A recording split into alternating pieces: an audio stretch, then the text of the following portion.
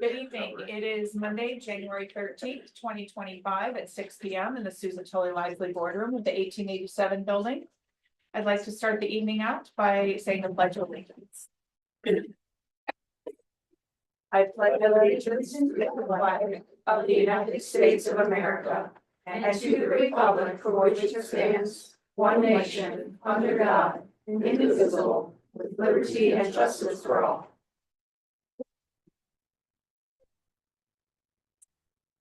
Okay, I'd like to start out with a call to order. Mr. Tadlock, would you do roll call, please? Mr. Andre. Here. Mr. Gayheart. Here. Mayor Gordon. Here. Mrs. Ingersoll. Here. Mrs. Costock. Here. Mrs. Reckles. Here. Mr. Scarrow. Here. Ms. Corpus. Here. And Mr. Jaime Sarabia. Here. We do have a quorum. Before we get started tonight, I think most of us are aware, but in light of the tragic loss of a student that we had at Westside yesterday, the board would like to take a moment to remember Jonathan Lewandowski and the hole he's left in our hearts and in our student body.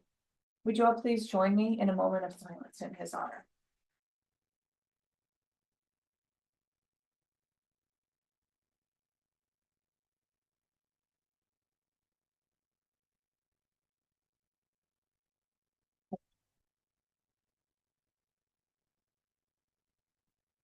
Okay, we do have a number of people who would like to speak tonight.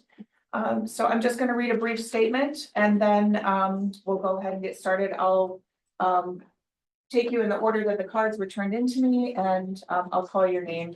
When you come up, if you could state your name and for the record, that would be great.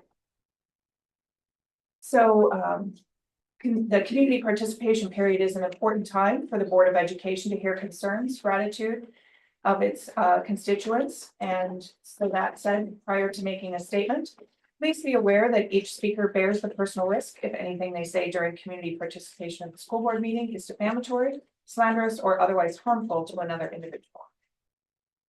All right, you'll each have 3 minutes to speak, and you'll be given a 30-second warning, just so you know.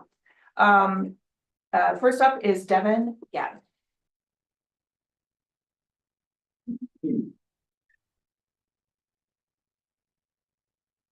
My name is Devin Gatton. Before I get started, I just want to say to the parents of Jonathan, my daughter was in his class. She found out yesterday, and she was utterly devastated. So just know that even though your son's no longer here, I trust me when I tell you all of the kids at Westside loved him, and they're gonna miss him going on to the future. So that being said, I came to speak to everybody about the referendum. That's what the question that's on everybody's mind right now is kind of what's going on with that, what's happening with that. I want to start off by saying back in November, after the last referendum failed, I came in here and I offered myself up to anybody and everybody who was willing to speak with me to try to figure out from my perspective, which I like to think is a conservative perspective, about how to help in the event that another referendum would be necessary, about how to make it pass. I can say with 100% certainty, I haven't heard from anybody on the board. That being said, this question that we're going to be dealing with is not a question of this year or next year or even the year after. This is about sustainable budgeting over the next 10 years to help lay the groundwork to help prevent this from happening anymore in the future.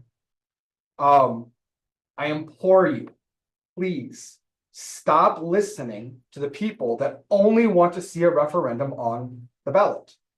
Those individuals do not have Elkhorn nor Elkhorn Area School District best interests at heart. They do not. They are here simply just to have more money spent. That does not equate what Elkhorn represents, nor what it has voted for in the last 2 elections. There are plenty of ways to be able to continue to save here in the Elkhorn Area School District. Unfortunately, currently, nothing has been done since November to be able to alleviate the fears of those of us who voted no on the last election, to be able to prevent us or to be able to convince us to be able to vote yes in the upcoming election. However, despite that, I've come with a couple ideas because I understand that there is not, anybody can come up here and just complain. And it happens probably more often than anybody in here wants to hear. But 30 seconds. thank you. But I'm gonna come with a couple solutions that I've come up with that I think that will help you. First one, 10% reduction across the board. You give it to your staff, you give it to the administrators, you give from Jason's office all the way down to the lowliest janitor, not that they're lowly, but you know what I mean. You give it to all of them and you say, we need 10% cut. Where would you cut? Give us what you would want to be able to cut. Your time's up. Oh, I'm so sorry. Can I just, and the last one is hiring freeze is the last thing that I would highly recommend. Thank you guys very much. I appreciate you. It's a hard decision. I get it. Good luck. Thank you. Okay, next up, Brenda Johansson.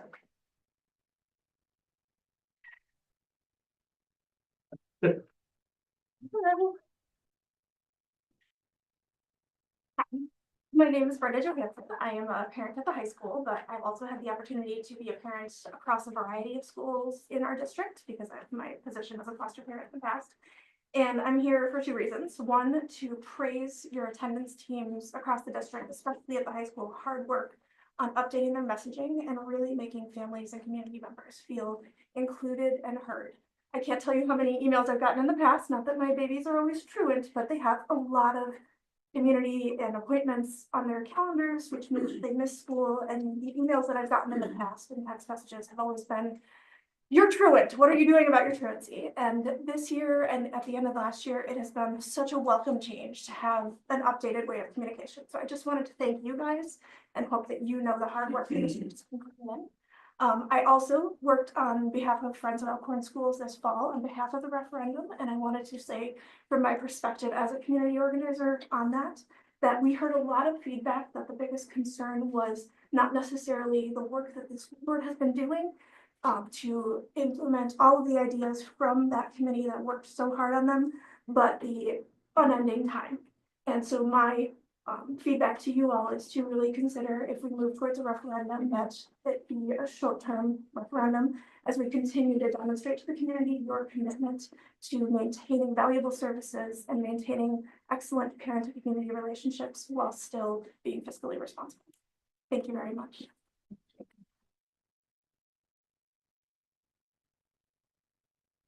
Next up is Crystal Ness.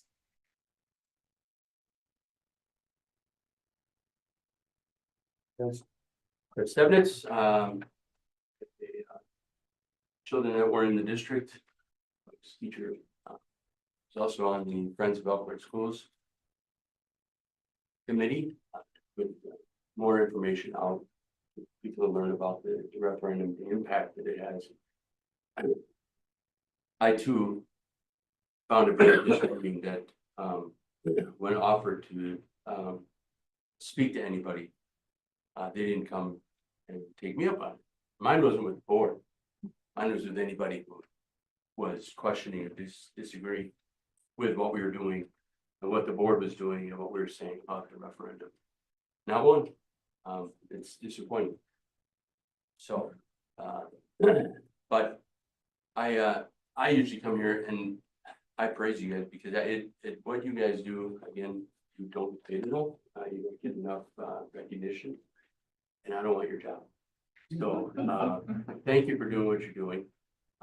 This is I would echo Brenda's statement too, that based on what we heard, the feedback we heard after this, I think one of the things is not getting enough information out to those who just didn't know. And it was easy enough to vote no because it was a big number and they didn't know. I didn't want my taxes to go up. It's an easy answer when you don't know all the details of something good. I would say that's first. Second would be the length of time and the current referendum. So, but again, thank you guys for all you do reading through this. Thanks. Thank you. And we have one more. I think is it Emma? That's okay.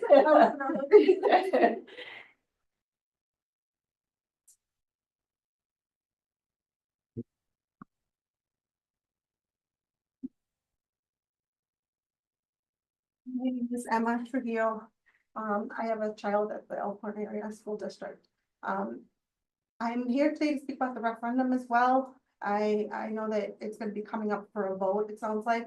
And I just wanted to come and see, so I guess what the suggestion, and maybe it's wrong, I'm not right. But, I was here the last meeting and I heard you speak about how the comment, live within your means. Like, I heard it was, you were insulted by it. I thought that was, I don't know how I felt about that, but, and also that it was an ignorant comment to make. And I just don't think that it's fair to label everybody that has those concerns, because those concerns are real. They're real in their own household and they should be real here too. So I don't think that that's a fair statement.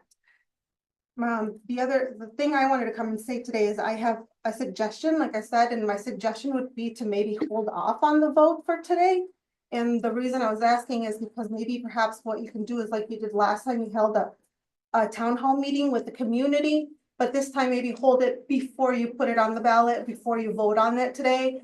And then also, I know to your credit, you did ask Mr. Truan to put together some kind of a savings document that you could present to us as well, so that we can get more information, because I don't feel like there is enough information for us at the moment, or I'm not sure where to obtain that information. But I think listening to the community through like a town hall meeting, and with the documents that, give us some time to digest that information. So before you actually vote on it today, that was my suggestion.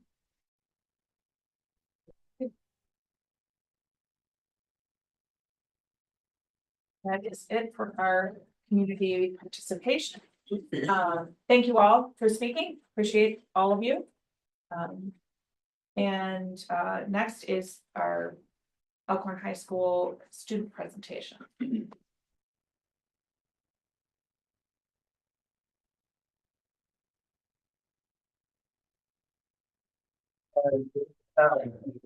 And the principal of the high school, here for John Handel, the athletic director, he did the referee tonight.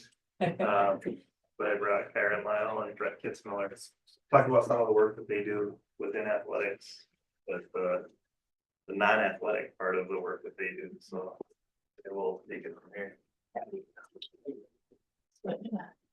My name's Brett Kitzmiller. I'm a senior at Elkhorn Area High School. I do football, basketball, and I run track.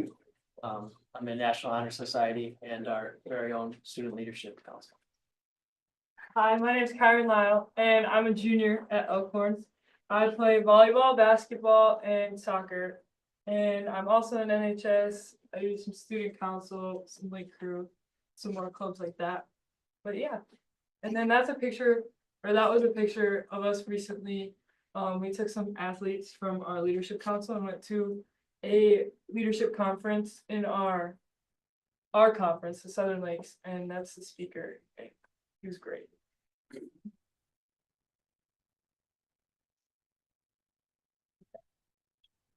So, what is our leadership council? What we do is we meet during lunches and study halls, depending on if you're an upperclassman or lowerclassman. It's mainly student led. Mr. Handel likes to add in here and there, just to throw out ideas and thoughts into our heads so that we can discuss as like-minded athletes and leadership.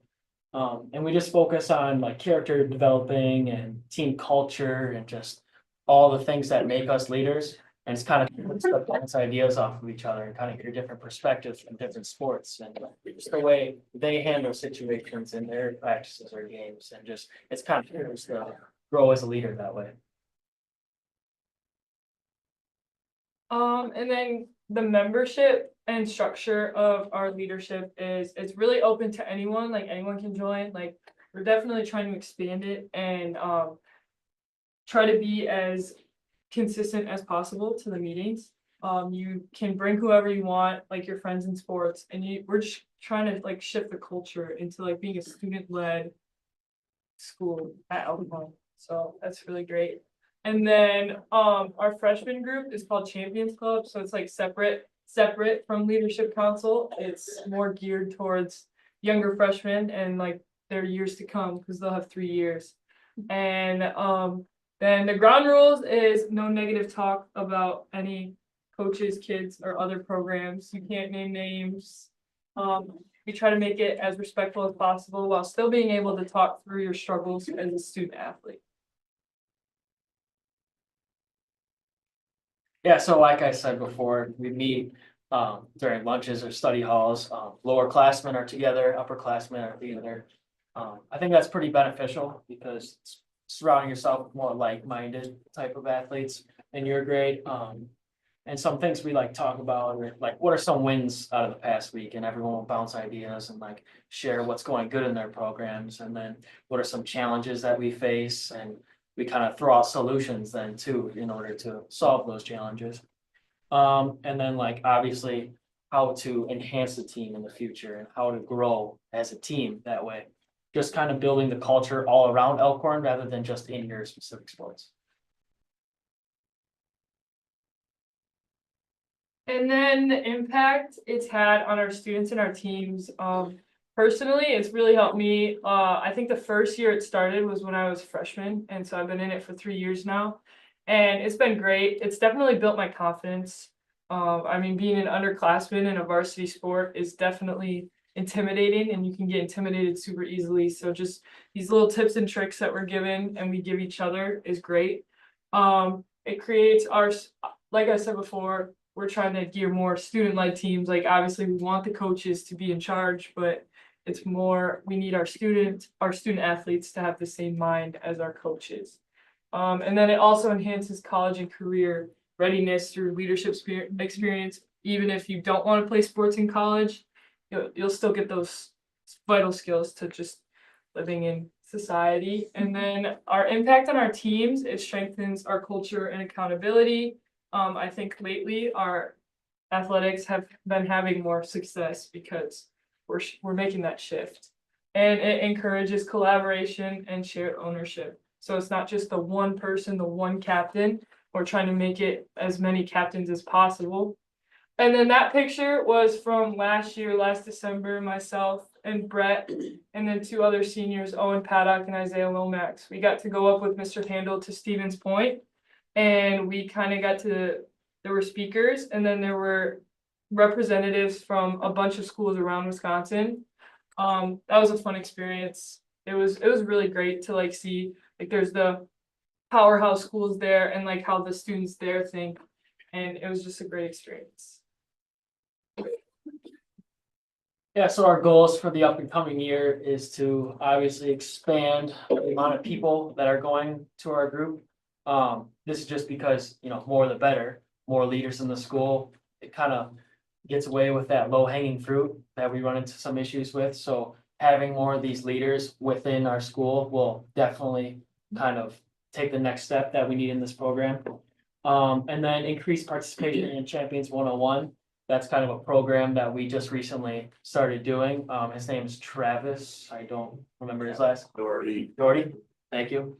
So yeah, he basically just teaches us about how to win like a winner, how to lose like a winner, and just it's life lessons that you can take from the sport into the real world, like what Kyron said. And then forming stronger connections between student athletes. It makes us all tighter, and I believe that the chemistry that we see on the court, on the field, it all comes from this, all like-minded leaders bonding together to just enhance what we all know and become better leaders.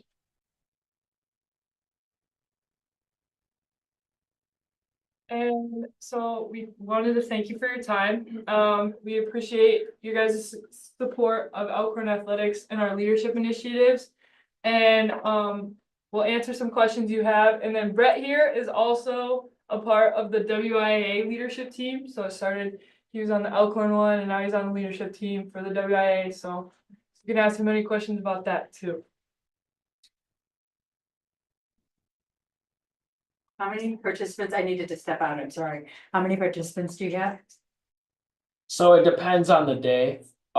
Like we said, it happens during study hall. Right. So some kids have homework and other things that need to get done. So it's not like a strict policy.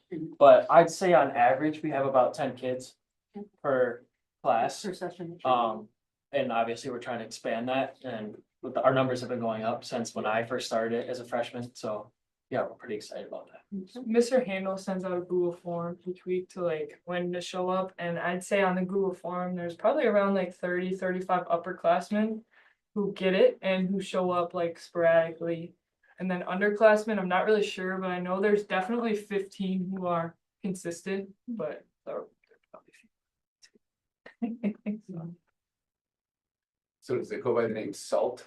Is that? Yeah, so, How many participants from the Southern Lakes are there for the WIA? 0, or 1. Just you? Just me, yeah. You're the representative So- from the Southern Lakes? Yeah, so what happened was, there was about 800 kids that applied for it. We had to make this kind of short video skit thing about what we like about athletics, what we like about leadership, what we want to see change in leadership in the future, just all of those sorts of things. So I did a short little skit with my mom and sister at the high school one night and went around talking about it, and so that got me to the next round. And then the next round, there was about 20 people from my region or district. So we're in District 6. It's about 20 people, and I had to do an interview with the commissioners and presidents of the WIA. And so they picked 4 kids out of there, and us 4 up there on the picture on the right, those are all the people out of District 6 that got it. And so then now we go to these meetings in Stevens Point at the WIA headquarters, which is pretty cool, you know, surrounding yourself with those types of people. But yeah, no, I'm pretty excited to get up there for more meetings and stuff, because you definitely learn a lot. Well, I'm super excited to hear about this. As a parent of 3 former student athletes, one of which was at a pretty high level.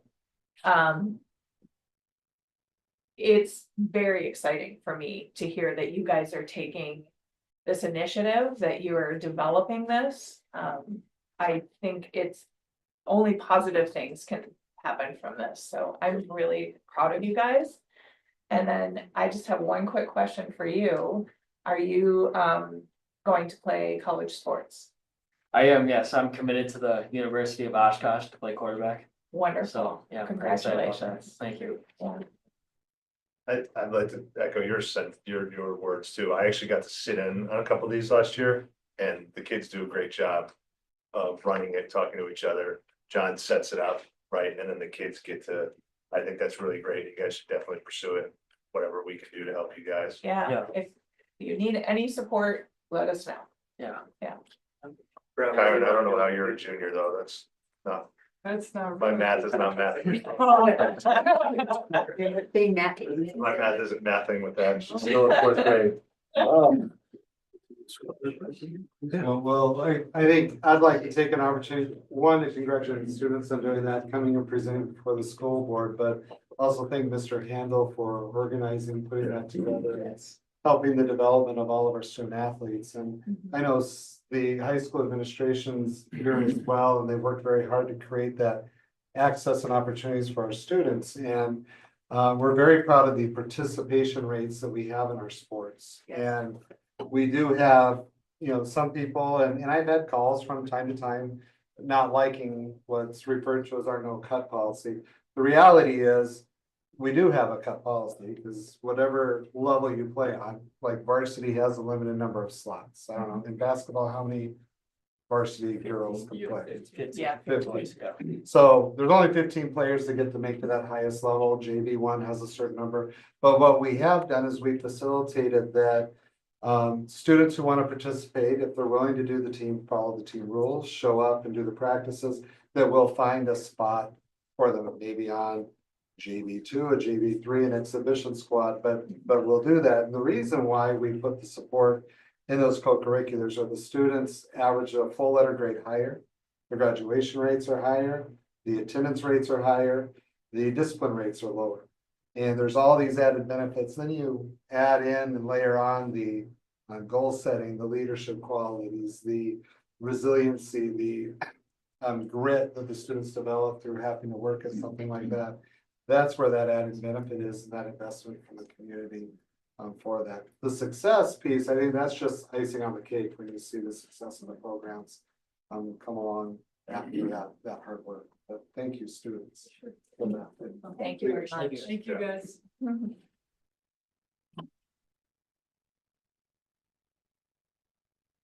Okay, next on the agenda is our regular and closed session school board meeting minutes. Looking for approvals for those. We'll do the yeah, there's two different ones there. I'll move to approve the minutes of the December 9th, 2024 regular closed session school board meeting as presented. I'll second. It's been moved and seconded to approve the minutes of the December 9th, 2024 regular and closed session school board meeting. I'm gonna do a roll call vote on that one. Mr. Andre, Yes. Mr. Gayheart, Yes. Mayor Gordon, Yeah. Mrs. Ingersoll, Yes. Mrs. Costa, Yes. Mrs. Reckles, Yes.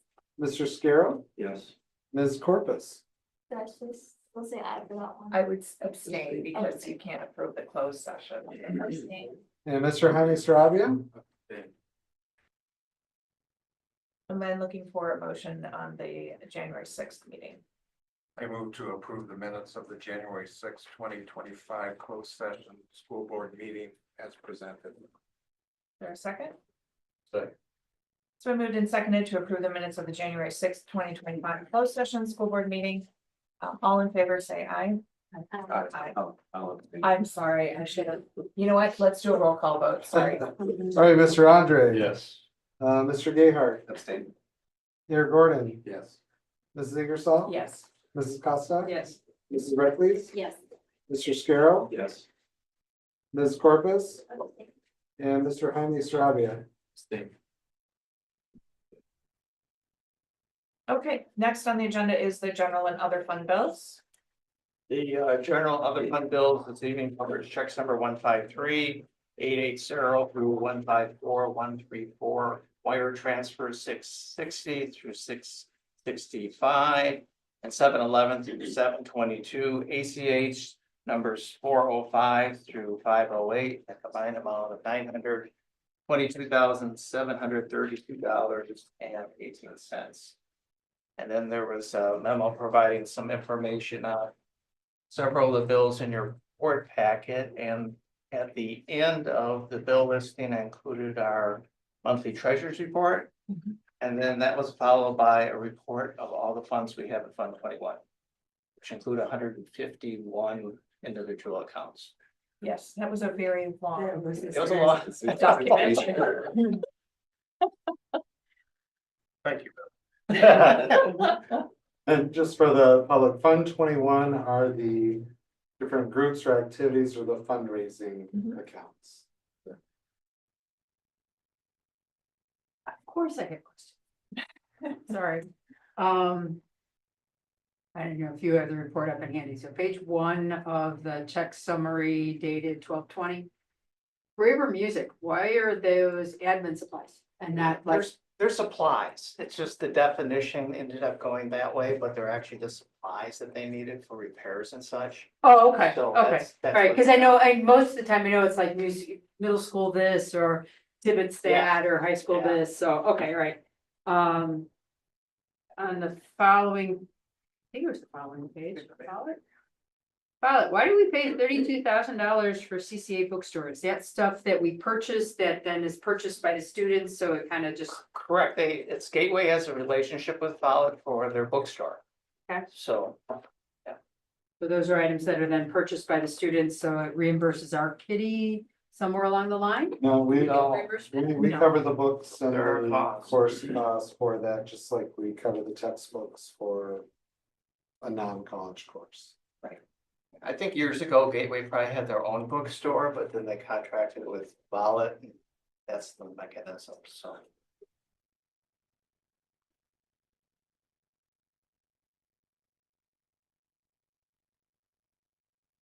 Something called the WASBO Foundation, WASBO, what is that? That's a leadership academy that our buildings and ground supervisor is going through, and he was nominated to do that, so. I think there's 6 2-day sessions throughout the year. WASBO is the Wisconsin Association of School School Business business Officials. officials, so. We sponsor that for business officials, new business officials, and new buildings and ground supervisors.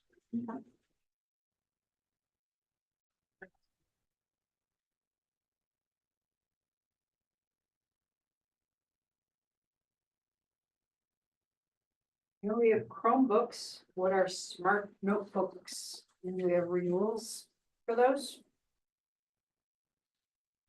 Or let's see, what was it, Bloom of Minnesota, BLUUM? Oh, yeah, I saw that. For the Chromebooks. No, it said smart notebook. So I was just curious, what's the difference and why is there a I process? saw something on that. Let's see, page. I will probably have to talk to our technology director to get the Okay. definition of the difference. Yeah, I know they got some laptops as well, and those were high end that they use, I think, at Project Lead the Way. But that I think was a different purchase. Excuse me. Yeah, that's just how it was on the smart notebook renewal. So. The renewal would be, I think it's a license piece Mhm. that goes with those books. Trying to find it again. We have just summer 1220 page 3, but you're not seeing it.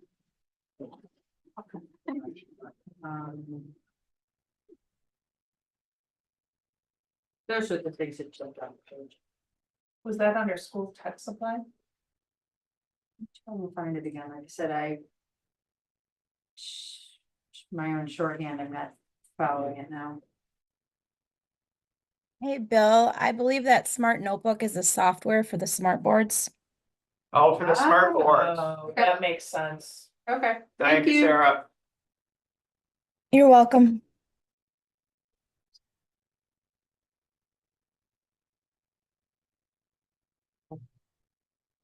Any other questions? Okay.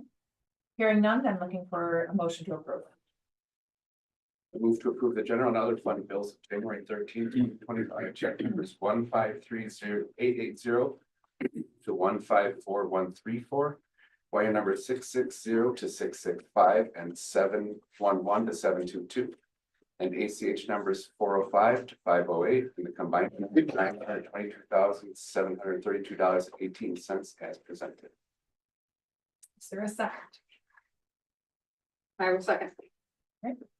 So moved and seconded to approve the general and other fund bills of January 13th, 2025, check number 153880 to 154134. Wire numbers 660 to 665 and 711 to 722 and ACH numbers 405 to 508 in the combined amount of $922,732.18. All in favor, say aye. Aye. Opposed?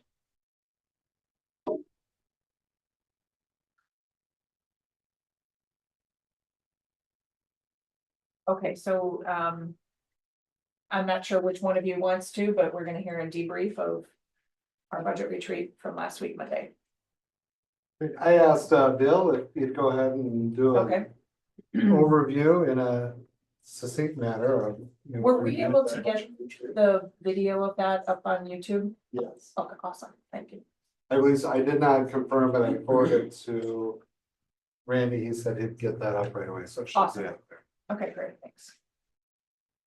So as the board's aware, there was a meeting last Monday to just review a number of things relating to school finance and financial planning. We call it a budget workshop or budget retreat, which we traditionally do at least once a year. And we met Monday night, and the agenda and all the links from that meeting. Oh, thank you, Joseph. Available and is attached to our regular meeting. I'm not necessarily going to go through every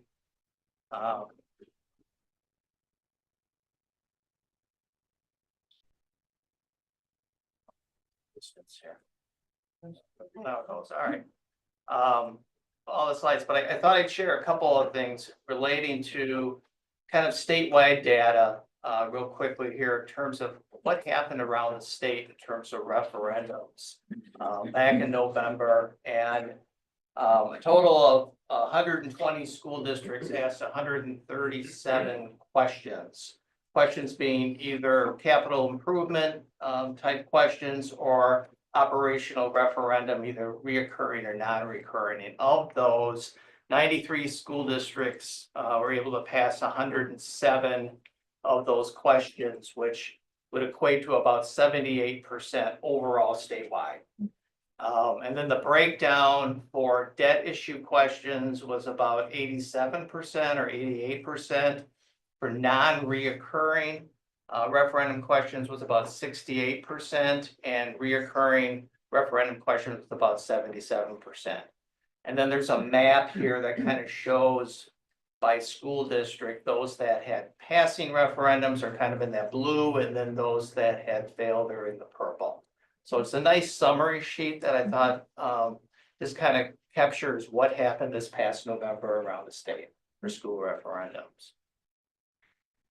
I put a sheet in here, which just kind of shows our history.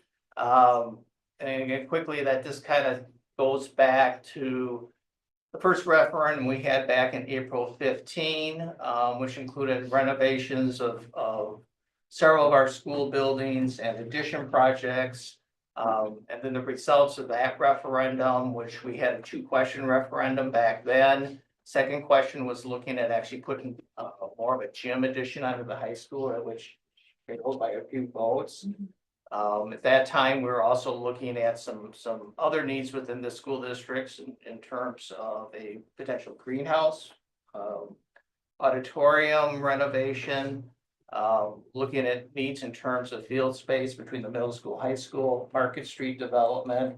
All of those things were built into our November 16 referendum.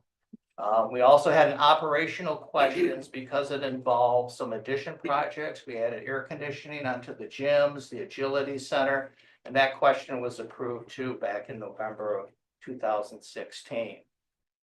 And then in 2020, we had a question to purchase the old St. Pat's School and renovate that building, which was approved also. And the percentages, if you go back here to the first referendum, was about 62% approved. The November 16 was about 61%. And then the April 2020, which was the St. Pat's School, was about 57% approval. We also had a second question, operational question for $200,000 to increase the operating budget for maintenance and technology needs. And that also was approved by about the same percentages.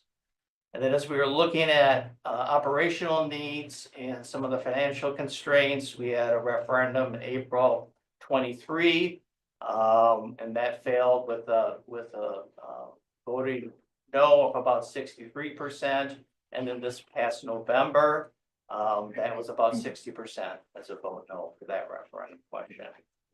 So that's just some brief history. One of the things we started to do, I should say I started to do, and I think others have as well, but I went out and talked to a number of people who I thought maybe didn't support the November referendum, but they were engaged and asked a lot of questions. And I just asked them a couple of questions and then took notes of what that feedback was. And some of the feedback is, I asked the question, what needs to change in terms of a future referendum in order to gain more community support? And some of them suggested the reoccurring versus non-reoccurring.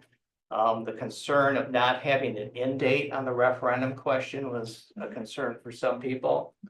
And also look at reducing the length of that referendum question and have an end date. Keep the dollar amount consistent rather than a phased in approach. That seemed to confuse people in terms of how that was worded. Be clear about what would happen if a future referendum fails and make sure the community understands what that is. Concern about the agility center seemed to come up. How is it being used? What purpose? Perception maybe that it's causing the need for the referendum, even though we had an operational question in 2022 to fund the operational cost of that.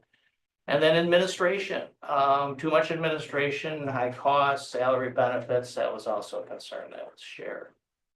Do you believe the community would support a future referendum? Yes, if it's a shorter ask, must include some administrative reductions.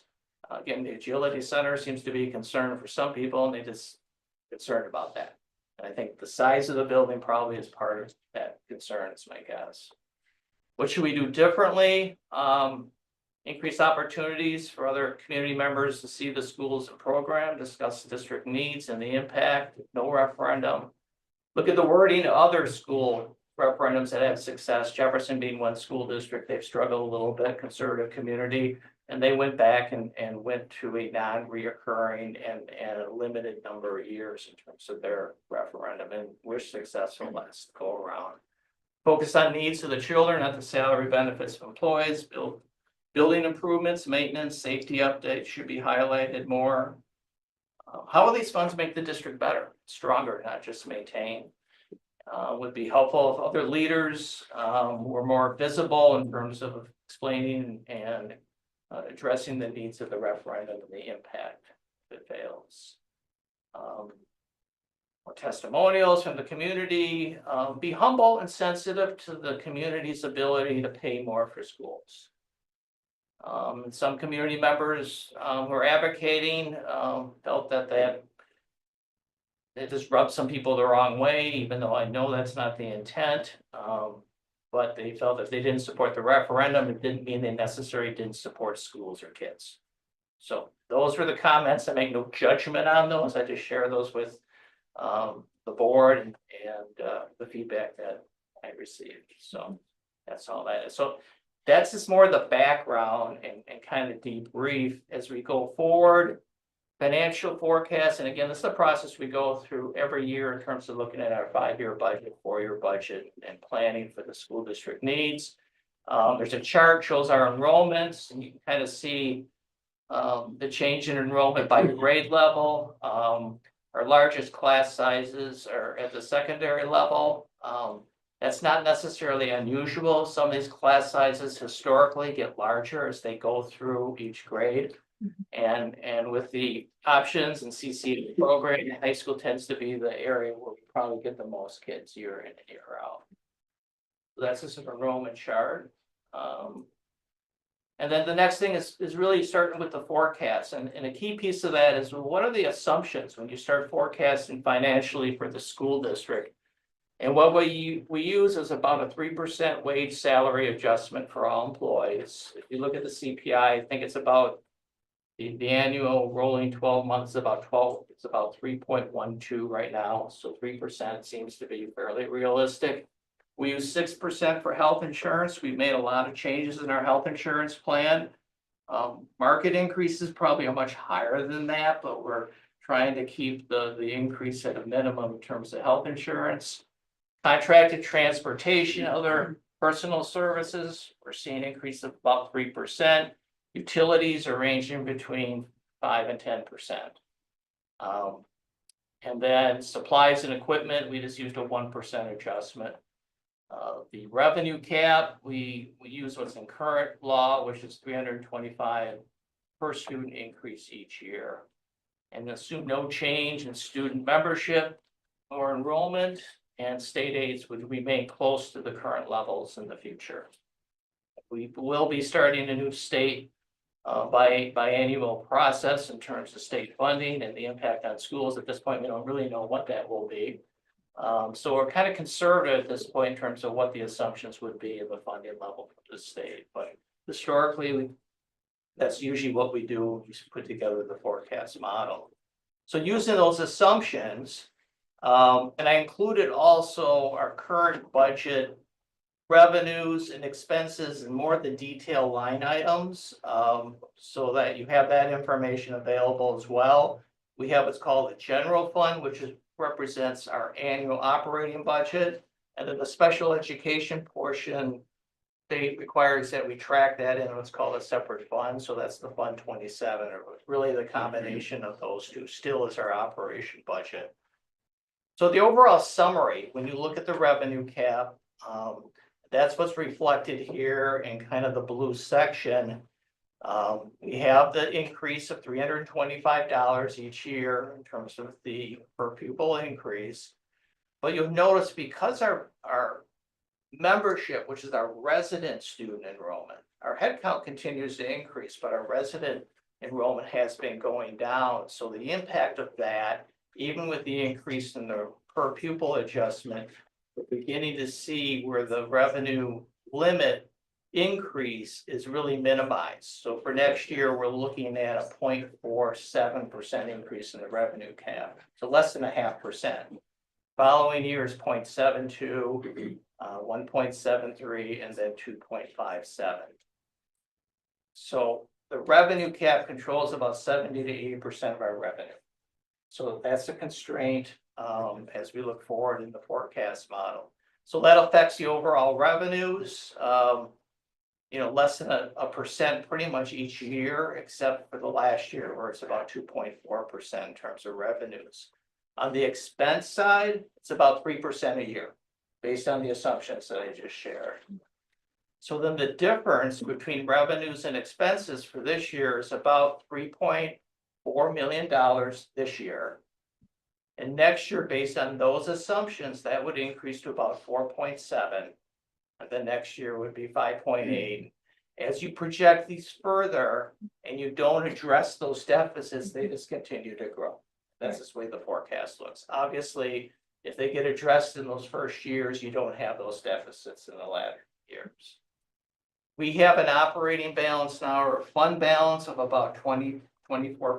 That's a nice healthy balance, allows us to meet our cash flow needs. And helps us in our bond rating and just overall financial health.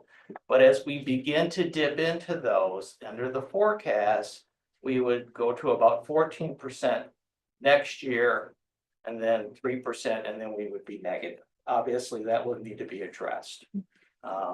We have a little bit to work with because we're starting at a good spot. We're in a good, nice financial place, but that can change quickly unless that is resolved. So that's our base model in terms of looking at that. So those are large numbers in terms of deficits, and those are the numbers that we would need to address going forward. Just so that there's a clear understanding on that, I know it was brought up earlier, that concept of, the district living within its means. Bill, this is your 25th year in the school district, correct? Yeah. And out of those 25 years, up to this point, not including, the forecast for this year, how many years has the district operated in the red or ran a negative deficit at the end of the year? At the end of the year, we never have, at least in the 25 years. Zero, yeah. So in 24 of your 25 years, up to this point, the district has not deficit spent in a single year. This year, we knew going in that if not having the referendum in the fall, that we would need to dip into fund balance for that first time. Right. And doing so. So that's where I think some of the exception to that, the district, we have made adjustments, we have made cuts for well over a decade since I've been in here. We've had a projected deficit every single year that we've had to account for, adjust for, cut and trim, and have lived within our means, and we'll continue to do so. And I think that's part of this process, is we've identified this early.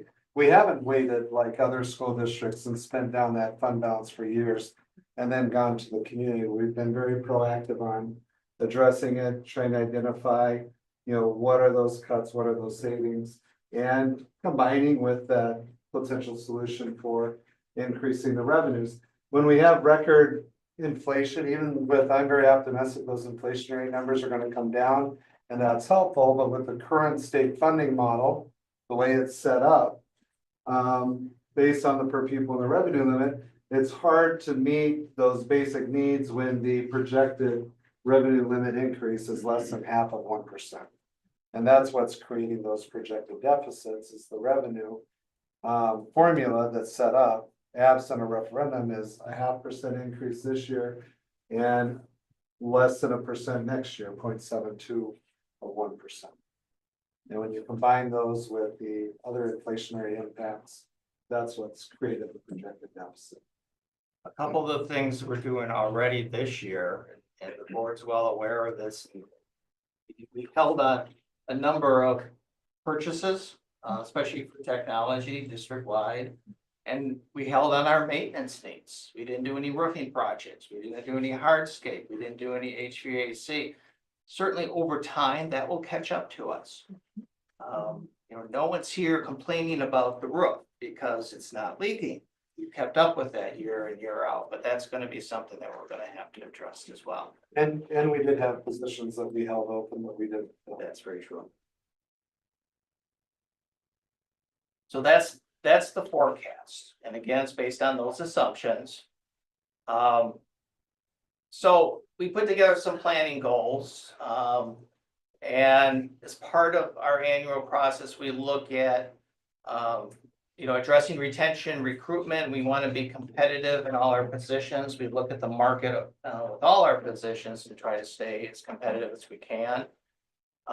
We also develop a process to formalize, review any vacant positions for posting, recruiting. Was mentioned earlier, looking at freezing those kind of, filling those positions certainly is an option for us. Utilize staff attrition strategies to identify reduction in staff positions and reassign staffing as needed. Something that we're definitely looking at. Shared sacrifice, if we have to do that relative to the budget process. And a contingency plan for addressing either a decision not to go to referendum or a not approved April referendum. So that's some of our planning guides. We also have some guiding principles, which basically say we're going to follow our mission statement. We're going to be open, transparent. We're going to look at things beyond a 1-year perspective. Not layoffs, but may reassign employees as needed. And then also look at the recommendations of the ad hoc facility committee, which included reducing next year's budget by another $500,000. So, or find additional revenue equal to that amount. And then maintain stakeholder engagement in that process. So as we look at those projections in terms of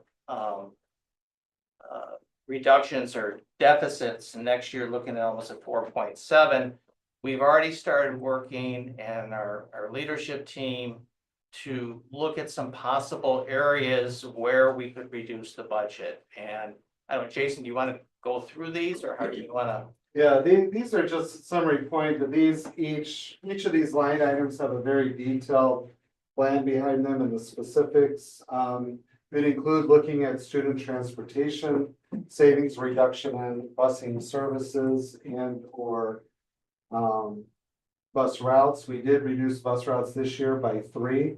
And the consolidation of that, as it currently stands, we provide more service than what's legally required. To be frank, we don't have, for all intents and purposes, we don't have walk zones up through the 8th grade level. Even at our high school level, the students can walk to the nearest bus stop to get transportation to the school. It is a lot safer in that format. When you reduce that, you have a greater, likelihood of, potential accidents or other things happening along the way. But student transportation would be an area that we need to look at. As part of that reduction, there would also be increases as we get down below at the elementary level. We'll need to reorganize and restructure those grade bands and those structures in order to get the most efficient operating model for the elementary schools. And that would require additional busing in the form of shuttling. So that does limit how much savings we could get overall. Custodial reorganization will need to reduce in the custodial segment. That would also require additional, students and other staff members to chip in more, assume some of those duties so that we can use that attrition model to get a reduction within the custodial area. One of the considerations that the board will need to look at is that $800,000 is representative of that projected 3% salary increase for staff.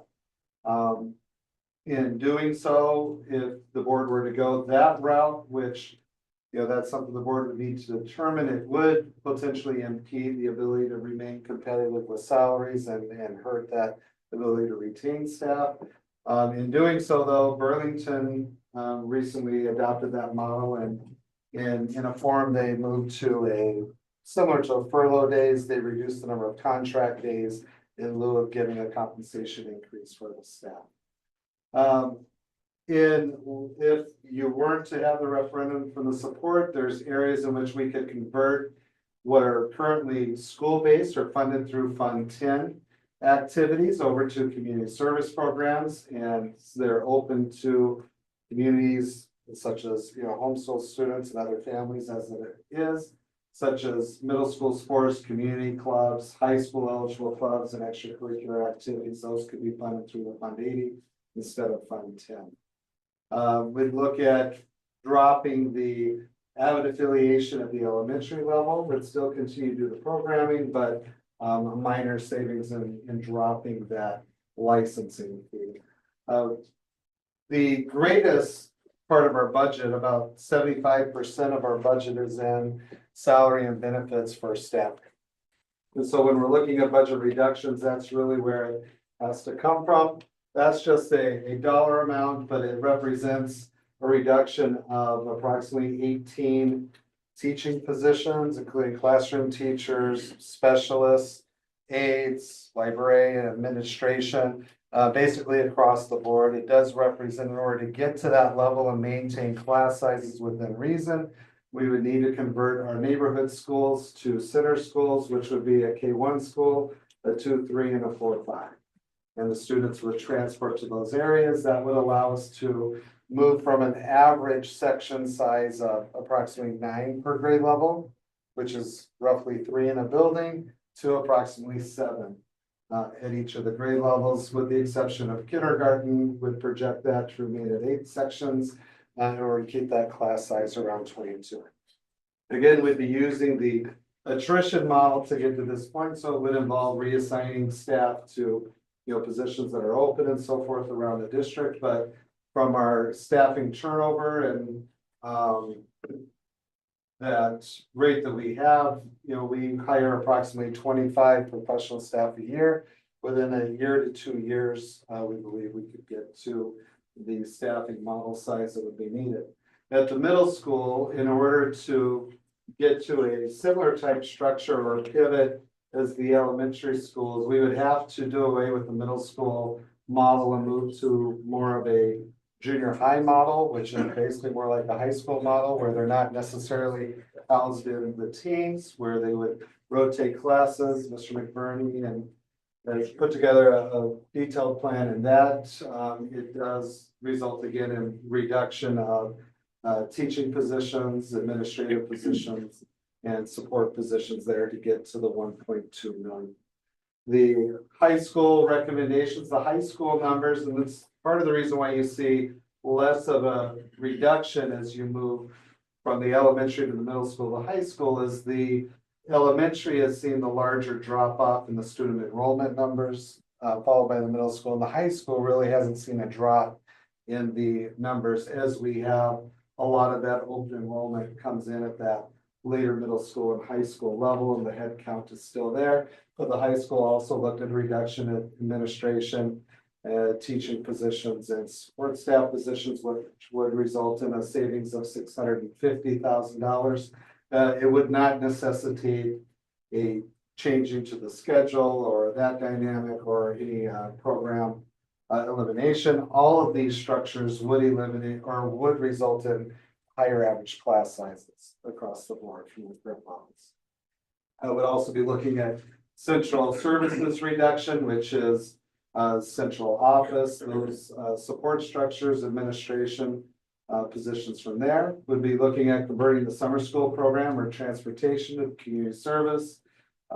Recommended looking at increasing the student fees, reduction in the PD budget, keeping our electrical and gas and continuing to create efficiencies in that area to mitigate the projected increase in the utility costs, which Mr. Dadka, working with Mr. Truan, they've done a very good job of utilizing that software to identify the areas, get more efficient. We've already experienced quite a bit of savings from the utilities and are continuing to hone that. Jason, if I could just jump in on the utility piece, you may have noticed in your bill listing a billing for a company for purchase of natural gas. And we've done that for years. We used to work with a broker. They go to the NYMEX, get the pricing, and based on our volume, we can purchase directly. We did that with BP out of Chicago for a number of years, and then they stopped doing that for small clients, so we were considered a small client. But there's another company that stepped forward, and we started doing that. November was the first month, so we were able to compare that to what it was prior, and it was about a $4,500 savings in gas for just the month of November. So I don't know if I could guarantee that every single month. Part of it obviously is gonna be volume and such. But it's just one of the mechanisms we're looking at in terms of utility savings. Anyway. The converting non-instructional positions that are eligible for community service funding to the community service funding, that's our SRO officer. We have 2 social worker positions in partnership with the county that would qualify for that. That would take it out of the general fund and allow that community service fund to cover those expenses. The retirement or / incentive plan, that would need to be further developed. That's actually not a savings. That would be if the board was wanting to look at incentivizing more resignations or early retirement in order to create the attrition in a more rapid manner. Other area districts have utilized that tool when they needed to rapidly reduce their staffing profile. Pros and cons to that, but that's what that's reflective of, is setting money aside to do that. Open enrollment, net gain or revenue. And we were very conservative in the projection of not estimating an increase in that original. Typically from year to year, we do have an increase in open enrollment. This would be, that's always to be determined. I think there's 2 avenues where we can see a significant increase in the open enrollment revenue. One is by increasing the head count, but 2 is just by maintaining the head count. It's very likely that what they've historically done, the state legislature has historically raised the open enrollment dollar amount to greater levels than what they have done on the per pupil spending. And last biennium budget, they raised the voucher dollars significantly, while, to be frank, forgot to advocate to push up the open enrollment dollar amounts until after the budget was passed. And then Evers had gotten beaten up over approving the higher voucher dollar amounts, and he tried to renegotiate that down in coordination with that, and that was a non-starter for the Republicans. So I'm very confident, though, that the open enrollment dollar amounts will get shifted up. To give you an idea, this year our open enrollment dollar amount is around, is it $8,800 roughly? Yeah. For the private voucher schools, they're receiving $13,000 per pupil at the high school level. So they're receiving over $4,000 more than the open enrollment students do. I firmly believe that dollar amount for open enrollment will probably go up. I would suspect at least $2,000 at the high school level, but even if it goes up, even 500, you multiply that by, we have roughly 800 open enrollment students. So I think we'll see a jump there, either from the growth in the numbers or in the increased revenue. The other is holding insurance increases to 0%. This year is our first year being self-funded. Our projected increase this coming year is 0%. So it's been very effective from that standpoint. And the other aspect that we always have is the district and the school board has the ability to make determinations to adjust our plan as needed to make sure that we stay within whatever percent increase we're wanting to. That does pass costs potentially onto the employees or limit their access to certain, medical systems or structures there. Program enhancements that are needs, these are expenses that we need, so they are backed out of those savings. Due to Act 20, we do need to update our ELA curriculum. That's estimated to be a $500,000 cost over the next 2 years.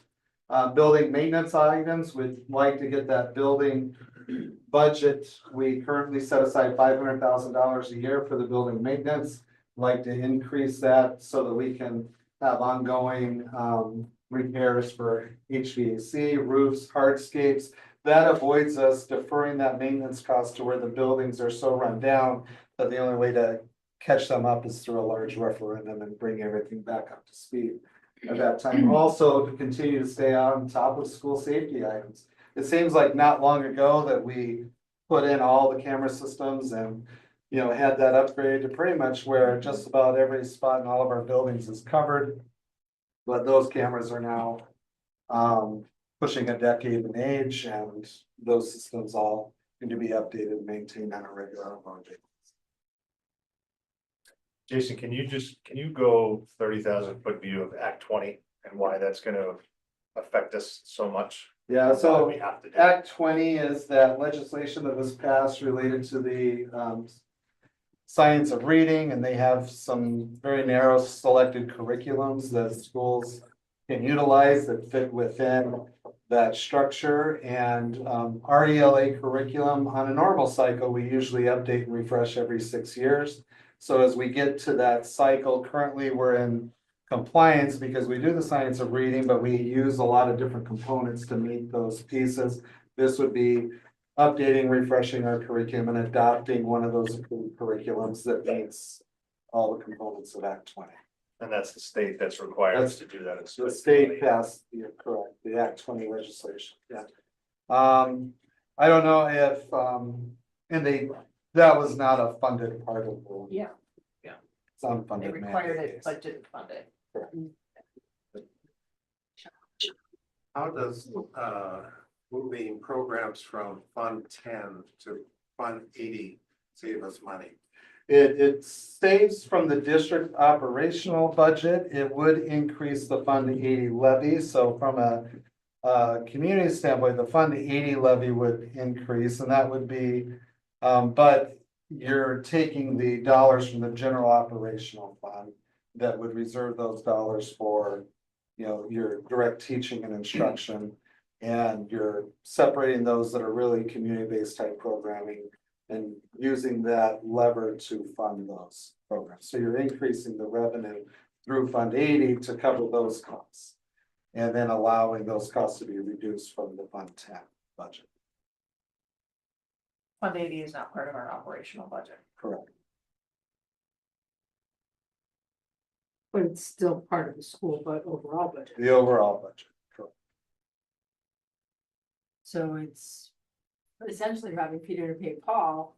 Yep. So how does that impact the overall budget? It's different than robbing Yes. Peter to pay Paul because you're able to increase your levy to cover those expenses through Fund 80.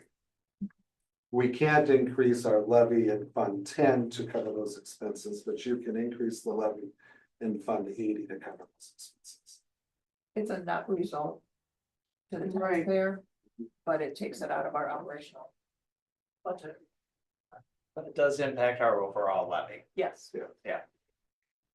And how moving the elementary to a center elementary school system, how does that exactly work? How does that exactly work? Well, what I mean is, how are we How does it saving? save money? Yeah, how does Yeah. it save us money? So what it allows you to do is it allows you to evenly make the reductions and balance out the class sizes and get more efficient in that operation. So for example, right now, if you say, and I don't know if third grade has exactly 9 sections, but let's say third grade has 3 sections at Westside, 3 sections at Tibbetts, and 3 sections at Jackson. And each of those 3 sections have approximately 75 kids. If you were to use attrition and say, well, we're going to reduce 2 of those sections, so 2 of those schools will go down to 2 third grade classes instead of 3. You take those 75 kids divided by 2 classes, you're running class sizes of 34, roughly 33, 34. And and then the one school would still have 3 sections of 25. If you put all those grade levels within the one building, and now your divisor is 7 into that, then you have an even distribution of those class sizes. It also has an impact that you can get the same efficiencies with your support staff, with your special education staff. And so, where if you don't have them combined in a center school model, you're gonna have real spikes in class sizes of 30 plus whenever you drop down one of those sections. And so you'll have great inequities between, depending on what school you go to, you hit the lottery on, oh, well, over here at, West Side, this grade level has only 2 sections, so their class size is really high. But if you go to Jackson, it's much lower because they still have 3 sections. So it's the only way to balance out evenly the structure or the student count. Thank you. The junior, moving to the junior high. Model at the middle school. I was at the meeting, is more of a session of where you go to. Departments per se, right? You would have a science department and an English department and each department would see all kids from 6th, 7th, 8th grade, correct? Correct, and there may be a couple teachers in there. I can't say that every teacher would teach 6th, 7th, and 8th grade, but they would have, the leveled courses. It would work much more similar to that high school type structure. That's why they call it junior high. Right. Instead, it's for all intents and purposes feels more like a high school.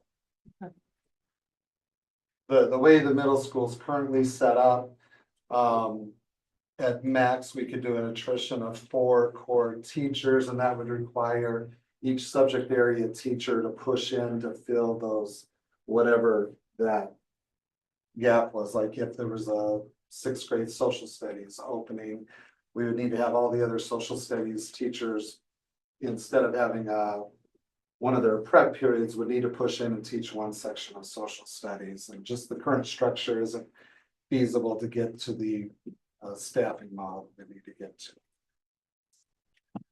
To have the attrition of the agents. So those teachers would be having to develop all new curriculum for grades that they don't currently teach. A lot of them. Possibly, we try to minimize that, but there's a potential there.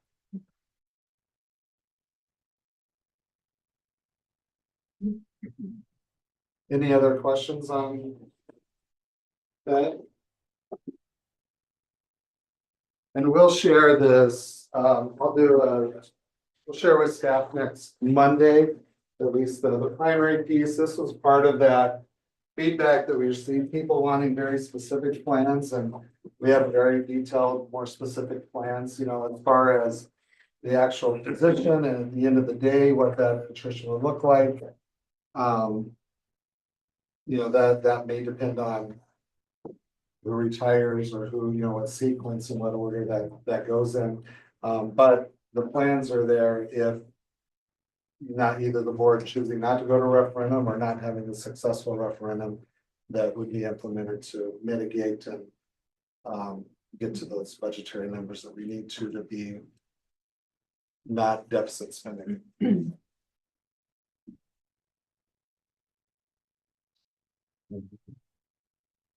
Oh, sorry, Bill, I took this too soon. You did, but that's okay. I think the legal considerations might be worth us taking a quick look at, because I think for a lot of people, they probably don't know or understand the required dates that certain decisions need to be made if the school board decides to go to referendum, and generally it's about 2.5 months before that date. And what you have there in front of you where it says does that scroll down a little bit or maybe not? The 2020, 26, 25, because it's a odd year, there's only one opportunity for the school board to consider to go to referendum, and that's the spring election. On even years, there's 2 opportunities. So there's a spring and a fall, which, 24, that opportunities were there for those 2 times. So any decision that would impact our next year budget, 25, 26, would have to be in a spring election timeframe. This spring. And correct. And the next opportunity, unfortunately, wouldn't be until 2026. A year from. A year from now. A year from now, and at that point, that would be the 26, 27 budget. So So at 2 that point- budgets, Yeah. correct. Now, so, it's just the timeframe, and of course. The dates between the November and the April, and the decisions that need to be made is so narrow, and then you have the month of December, which is basically Christmas. Suddenly you get back in January, and that decision needs to be made by technically like by the 20th of January, if the board decides to go to referendum in April. So it doesn't provide, unfortunately, a lot of opportunity and time to have a great number of discussions prior to those decisions. We have 1 week from today. Correct.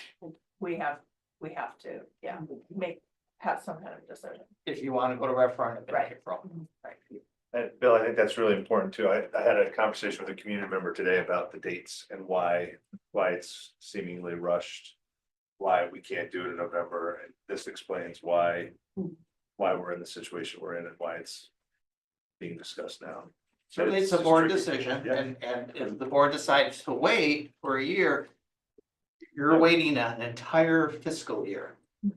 It's hard to imagine your 26-27 school year is the earliest you impact that budget with a delayed referendum. Right. So without going to referendum this spring, we are basically saying that we're just gonna go straight to the reduction model. And there won't be another opportunity. Correct. And if, to carry that forward, and if we do go to referendum and it fails, Yes, we're stuck in the same we're boat. stuck in the same boat. Yep. Yeah. Absolutely. We would go to referendum and it would fail, or if it did pass, we still have cuts that we have to make. Yes, Correct. absolutely. Yeah. Yes. Yeah, because we have a deficit from this year that Right. we have to make up. So it's not that the board hasn't been looking at that. The board is looking at where to do the best cuts.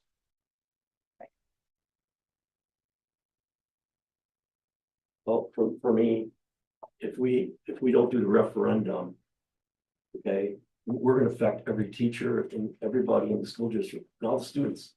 Everybody's gonna be affected. Everybody. And I personally, I'm not ready for that. I want to give the public the chance to say, hey, this is what's gonna happen if we don't pass a $4 million referendum that we're gonna suggest tonight. This is what we're gonna do. And that's what you want us to do.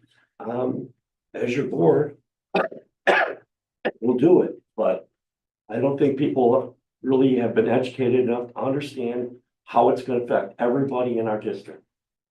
And it is. From kindergartners up to seniors, so I'd say it's a big decision. There's lots of small cuts, but it doesn't get us over the hump of this huge deficit that, we're gonna have a huge deficit this year. And if we don't pass the referendum, we will be making the cuts in the plan for the next fiscal year. We went over them tonight.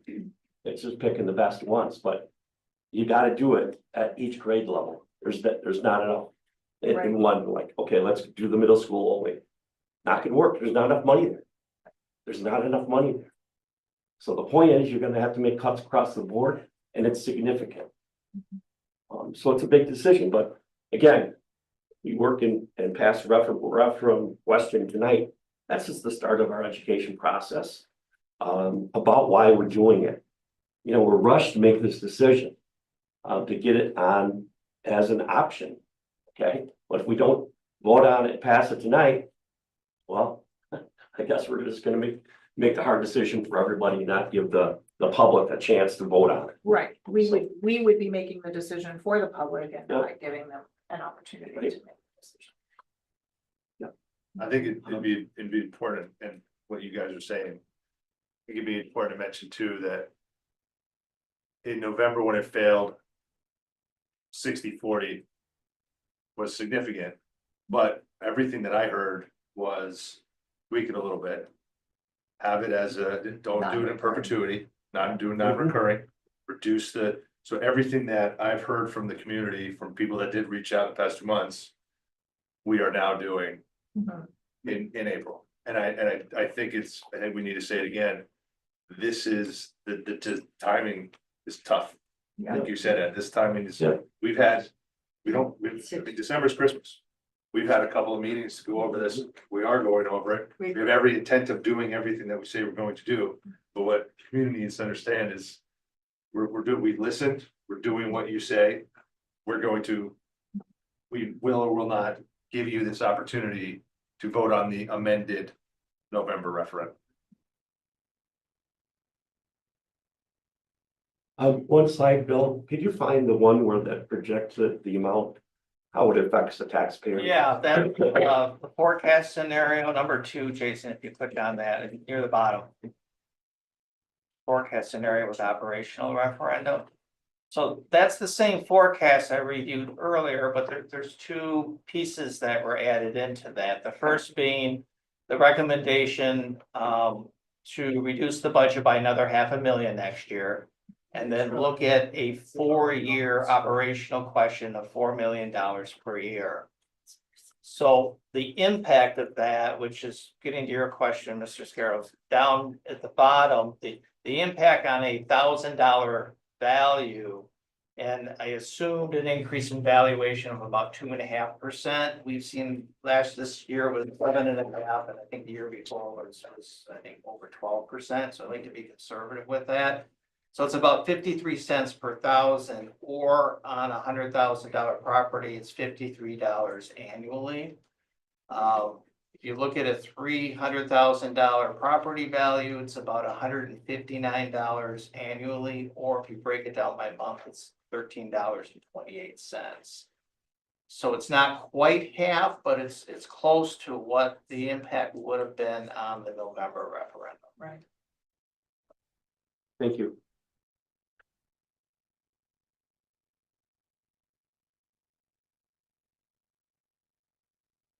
You explain for us and those listening about how the tax levy works. We do this, say referendum passes, we're funded, we don't need to spend that money. That's an excellent point, because basically what the public is being asked to give the school board the authority to increase the spending up to that amount. It doesn't Right. require the school board to, it's giving the school board the authority to spend up if necessary. Right. And I think as Jason and I mentioned earlier, we're going to be starting a new state budget process, and you know, there's hope maybe that there'll be some additional funding, especially in the area of special ed. But at this point, we can't count on that or guarantee that. But at the time the board would ultimately finalize the tax levy would be in October. But if you think about it, that's like 9-10 months from today. And I sure hope we have a state budget by that time, and you would know a lot of the details on that, and all the other operational costs. In a position to make that decision. Sure. Does that make sense? Yes, and that was confusing to me for a while. It makes a lot of sense. There, We're not there saying used to going be to a happen. penalty of boards under levied, and that you wouldn't have that authority Yeah, moving forward, but they did away with Use it or that. lose it kind of thing. Yes, Sure. Yeah. They Sure. did That's away the with that case. years. So theoretically, if this passes in April, we still have time to make cuts, review things. However, we Just want to like say a that. regular budget As process. a regular budget Yeah. process, and we can really hammer down and say, we as a collective need to find, let's just say $1 million. If we can find that $1 million, that $13.28 might not be there, because if we're committed to making these reductions, this might not even be the. Essentially ask for, ask for 4, but if we're cutting $1 million, then that is 3, but we don't have to spend it. Right. But. I mean, the thing that's if we're working with one hand tied behind our back, the state's sitting at a $4.6 billion, billion with a B, $billion surplus. What are we doing collectively as community members, not school board members, but as community members to be barking at our legislators to unlock that vault? And I firmly just- believe, and past planning and budgets have shown, this doesn't even account for increased state aids to reduce the property tax. I do anticipate that part of the school funding will be a reduction in that property tax, which doesn't help the school budgets, but it helps the taxpayer Right. budget and reduces that property tax. Yeah. But I don't disagree with your assessment at all. It's really difficult to hear that and to, it's, oh, look at us, rah, rah, rah, but guess what? We're struggling, we're fighting for this. And I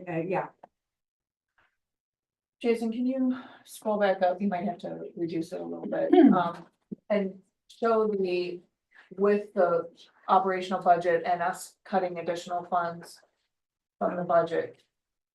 What the impact is on that bottom line. Yeah, so.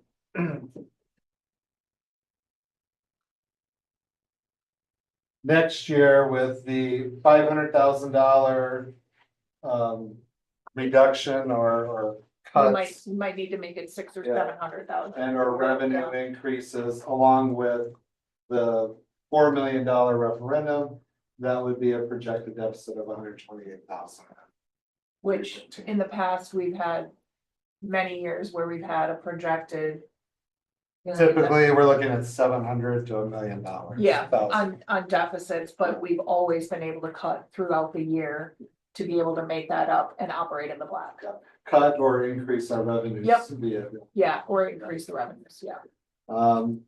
The following year, it would be, and again, part of it's because you see it's still, second year of that.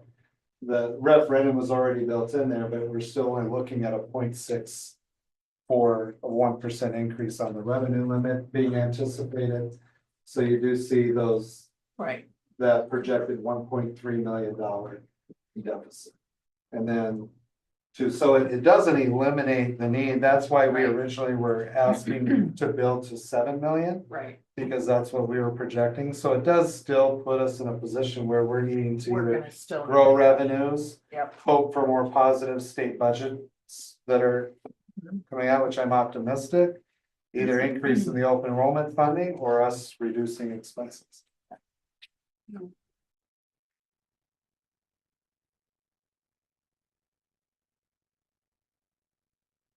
Yeah, you said something a moment ago, I'm sorry, where you're gonna be sharing this with staff, so staff, unless involved in this process, is not aware.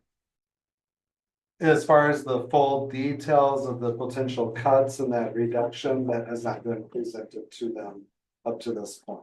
The administrative teams worked with this and put together what they're looking at. Again, the bulk of the budget being within that staffing, but how many positions it takes, that structures. I mean, the staff, we had initial conversations with going back prior to the last referendum.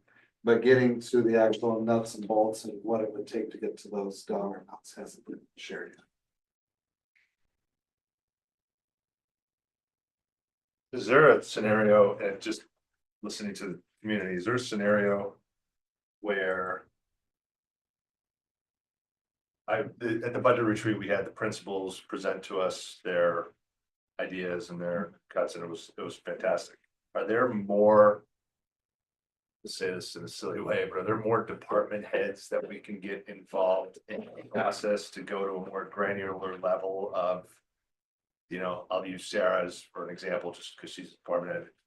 Can we get Sarah to say, hey, Sarah, can you find 5% reduction in your department? And then have the other department heads follow suit to find even more. Because I'm seeing everything at a macro level, perhaps at a more granular level, those department heads might be able to find something. Where Dan and what Mr. McBurney and Mr. Keel did at the presentation was awesome.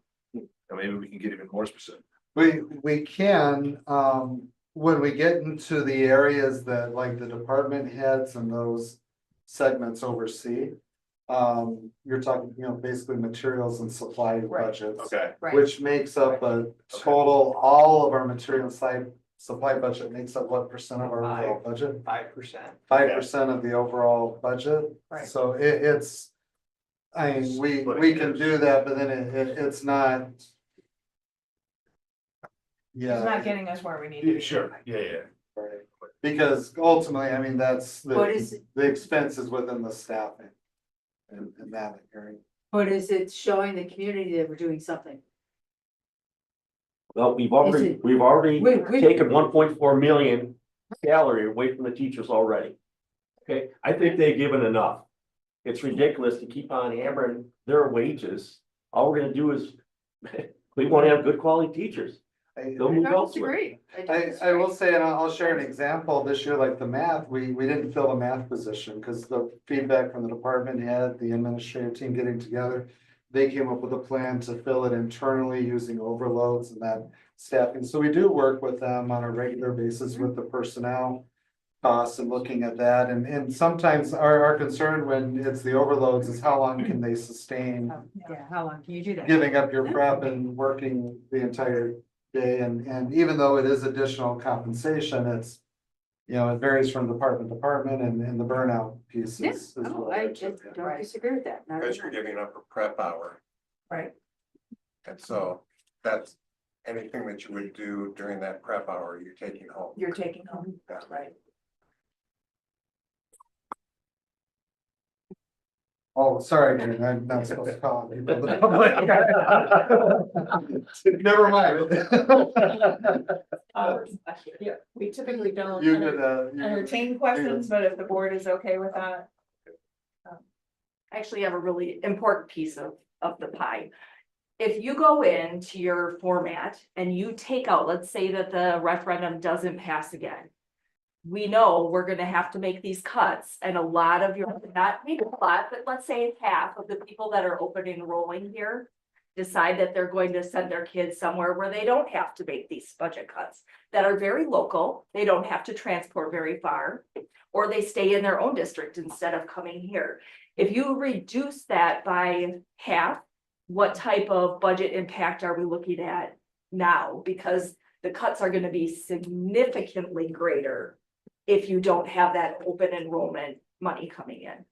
So I just wondered if you had a slide that would show the difference if it does pass in what deficit would we have versus if it doesn't pass and we lose approximately half of our open enrollment, what would the significance be?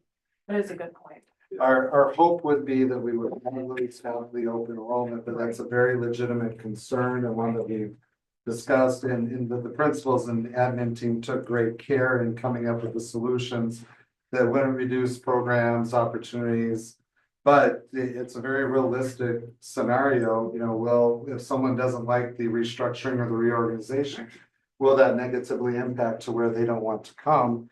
And you figure if we're approximately 800 open enrolled students, about half are in our brick and mortar buildings. Those would be the ones most susceptible to losing. That would be 200 students.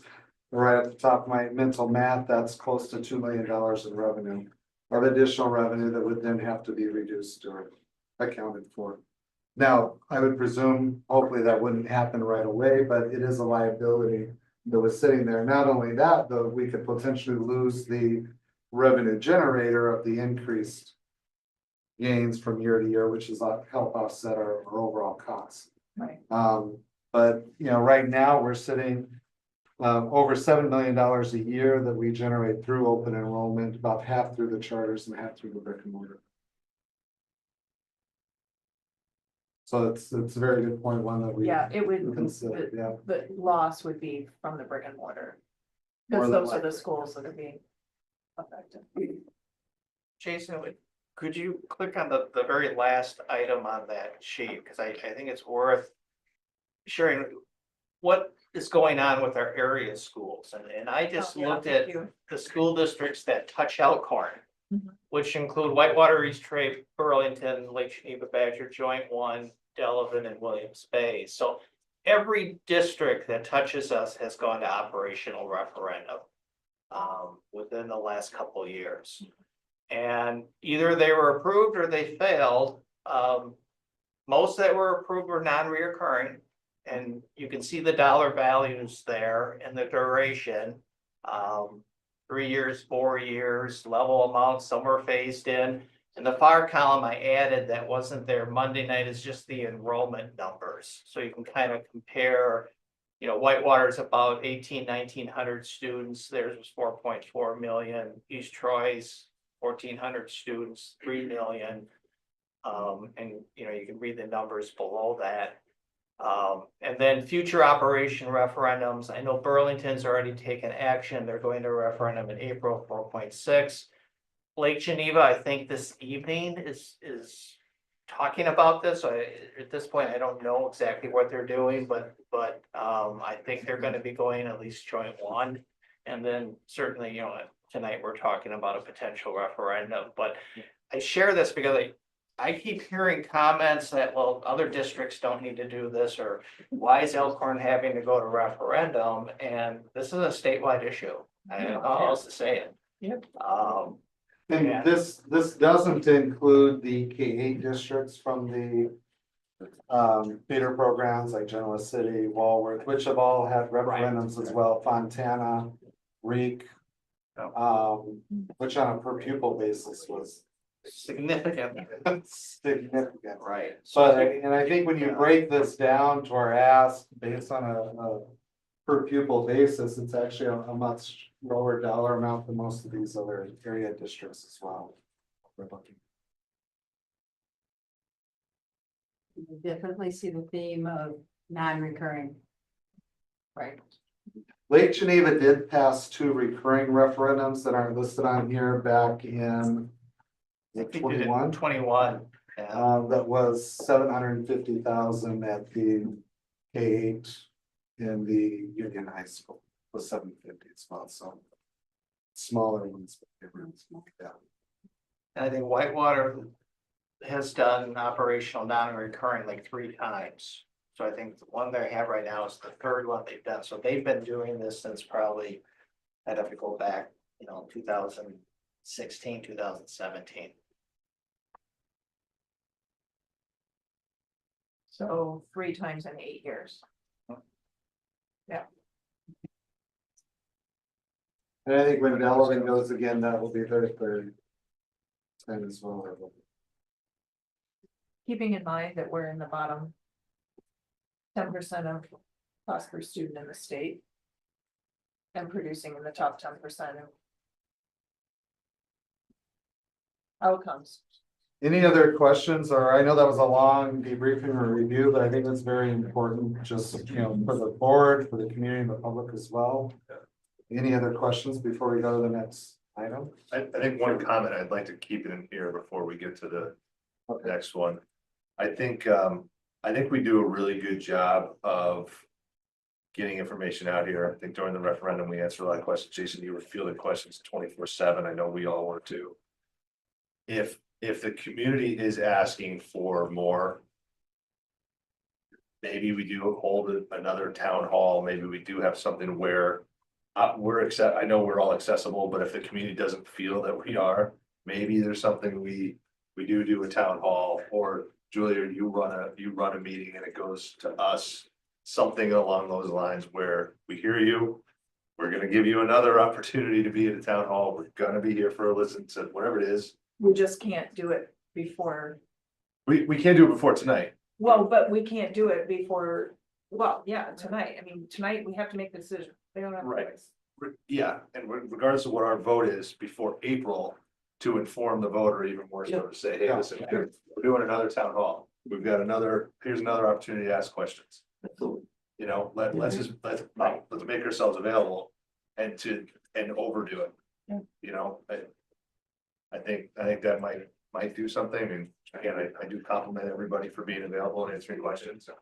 I think it's important for us to have direct dialogue, but Bill and Jason, you guys know the nuance of this 25 years in the district. You have the answers. You know, I think that we have, this is where we're at. Be a little bit more personal. I don't know. Throwing stuff at the wall at this Did you point. have a question, sir? I just have a general comment, okay? I think the non-reoccurring is the way to go. Because when you guys come across with, you know, in perpetuity, everybody's turned off to it. Sure. You know, non-reoccurring makes you accountable. When you go from year to year or whatever the time frame is. And as a taxpayer, I would be more favorable to vote for something like that than something in perpetuity. Sure. That just tells me someone's trying to pull a scam. Sure. Okay, so that's just my only comment. Yep. And if you do those meetings, you probably get it to pass. But you gotta take the time to talk to the taxpayer and inform them what you did wrong in the last one with the imperfect, in that one. Say, hey, we did it wrong. So we're gonna put that. You do it that way, I think you'll be successful. Okay. You ready to move on? I'm good, thanks. All right, in order to, there's legalese and we work with Quarles and Brady to make sure that we're legally compliant with that. The first step is the board, in order to consider a referendum question, needs to do a resolution authorizing the district budget to exceed the revenue limit by 4 million per year for 4 years for non-recurring purposes, which is exactly what the gentleman outlined, where it would end after 4 years. If the board or the district wanted to continue that point, they would need to go back and authorize to do a different referendum.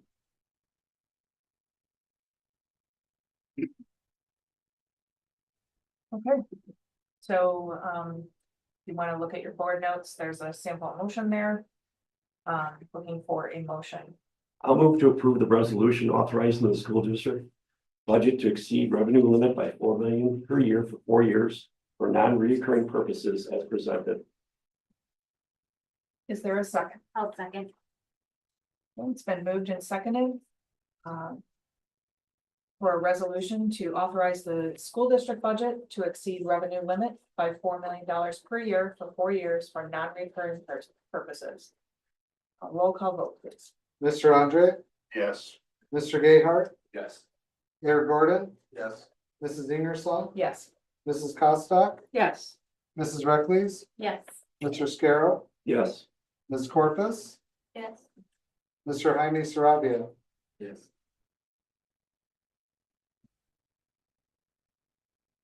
Motion passes. We do have one additional, motion that needs to happen to authorize us, as a school district to exceed the revenue limit. All right, I'll move to approve the resolution providing for a referendum election on the question of the approval of a resolution authorizing the school district budget to exceed revenue limit by 4 million per year for 4 years, non-recurring purposes as presented. It's been moved and seconded to provide for a resolution that provides for a referendum election on the question of the approval of a resolution authorizing the school district budget to exceed revenue limit by 4 million per year for 4 years for non-recurring purposes. Roll call vote, please. Mr. Andre, Yes. Mr. Gayheart, Yes. Mayor Gordon, Yes. Mrs. Ingersoll, Yes. Mrs. Costock, Yes. Mrs. Reckles, Yes. Mr. Scarrow, Yes. Ms. Corpus, Yes. Mr. Jaime Sarabia. Yes. I'll just add, I know as part of that communication plan, and we'll work on putting that together as well and updating a referendum website where we have all the information, you know, how we took the feedback, listened to that, incorporated that into this plan. Also, one of the primary feedback pieces was people wanted to know specifically what were the cuts if a referendum was not, you know, successful. Also, I think people wanted to know, well, what had you already done? And while we have that document, we need to perhaps make it more clear, more readily available so that people can see that. But I put out there that Mr. Truitt, myself, I know many of the board members, happy to meet with any group, anywhere, anytime. Just reach out and happy to come and discuss and share, you know, the facts as it relates to the referendum, the school budget and what we're looking at. Ultimately, we'll take the direction, whatever the community's voice is, and we'll implement the plan accordingly. To be within the means of the school district and what we have available to us.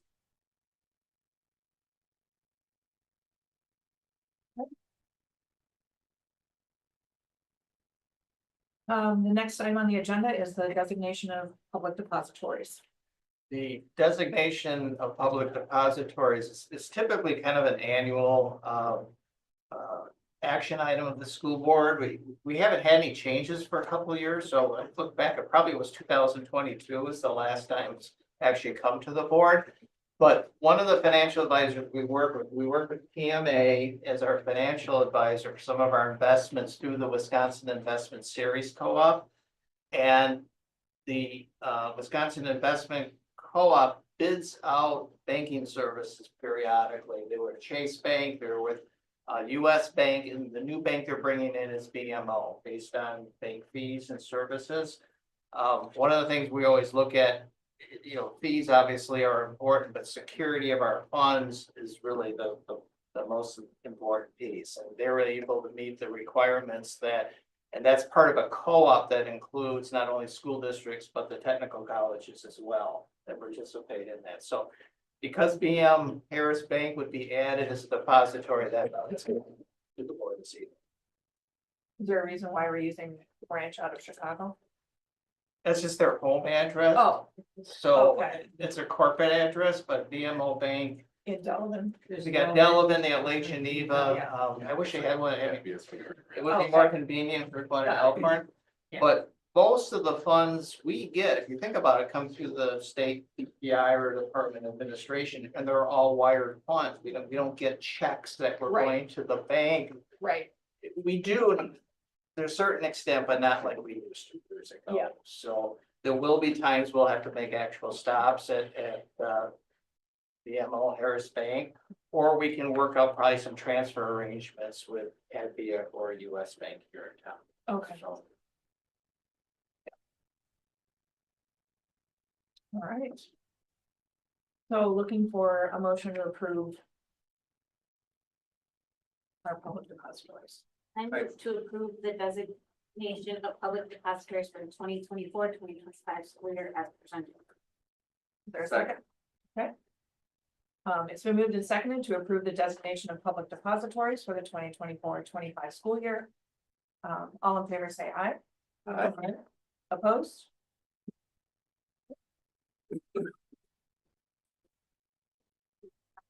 Now we're in my favorite part of the evening.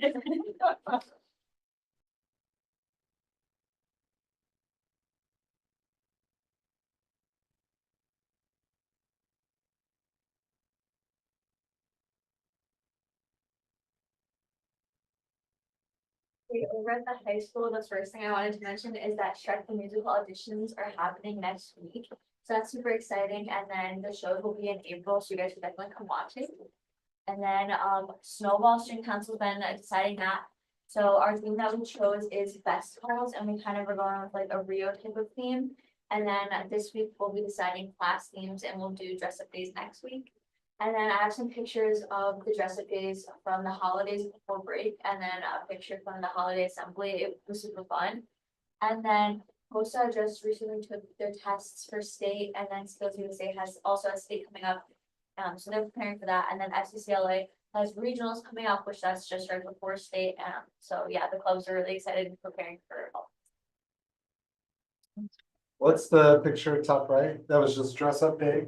Is that? The top right, that was from the assembly, and so those are student council members, they did like a little dance, and then we all got like matching like Mr. Cleveland Santa shirts. What week is Snowball Week? Oh, It's the week of like February 22nd is that Saturday, so it's, prior. yeah. And when is the play? What, you know that date more? I think April 17th. April 17th. At the middle school, there's a hot cakes and cool tunes, reload donation going on, that's January 25th from 8 AM to noon. They will serve you pancakes and like whatever you want. And then there's an, 8th grade moving on, celebration committee, 21st for parents of 8th graders at the library, Elkhorn Middle School Library. And then the middle school musical, Suzical Junior is going on the 24th and the 25th. They're both happening at the high school, and the tickets are sold at the door. And then the bottom right is a picture of 6th grade Trailblazers team, I'm pretty sure, honor roll students. So it's a lot of fun too. What is the pancake breakfast supporting? I'm pretty sure it's the Rotary. Okay, Yeah, it's Rotary, and it benefits the music programs. Yeah. right. It's really nice because they have kids that are singing or playing or both. And while you're having breakfast. Awesome, And Rotary donates And- back to the music program. nice.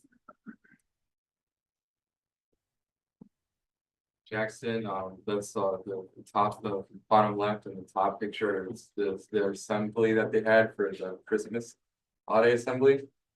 Looks like they're having fun, little reindeer. And then the bottom right is students being awarded for doing their Jackson jobs with books on the vending machine. The pictures on the left, there are a couple of students that got their GAFA stickers, and so they got like books as a reward. And then the other pictures are from the upper elementary school students, and they're learning about different forms of energy. And so they use marbles, bowling balls, and also lights to learn about that. So Tibbetts, the choir is gonna resume the week of January 20th. The bottom picture of their school assembly setup. And then I think that's Mr. Frost. I was his just- Not quite him, but his alter ego. He looks a lot like him. Yep. A super reader, and he went and flew in the morning to congratulate all the kids on their learning and read to them in their super successful.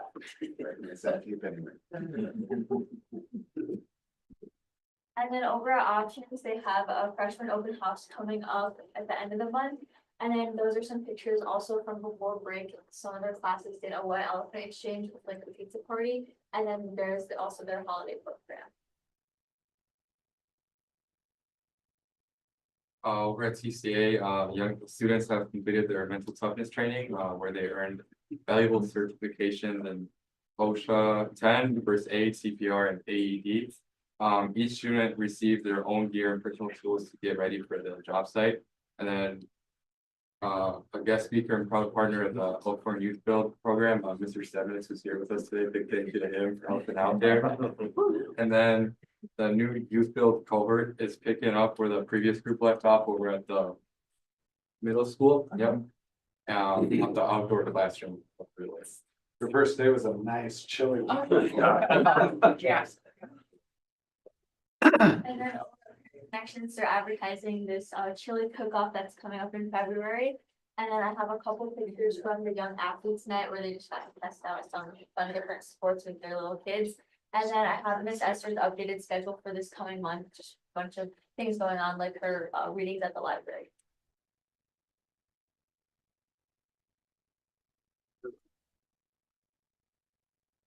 Awesome.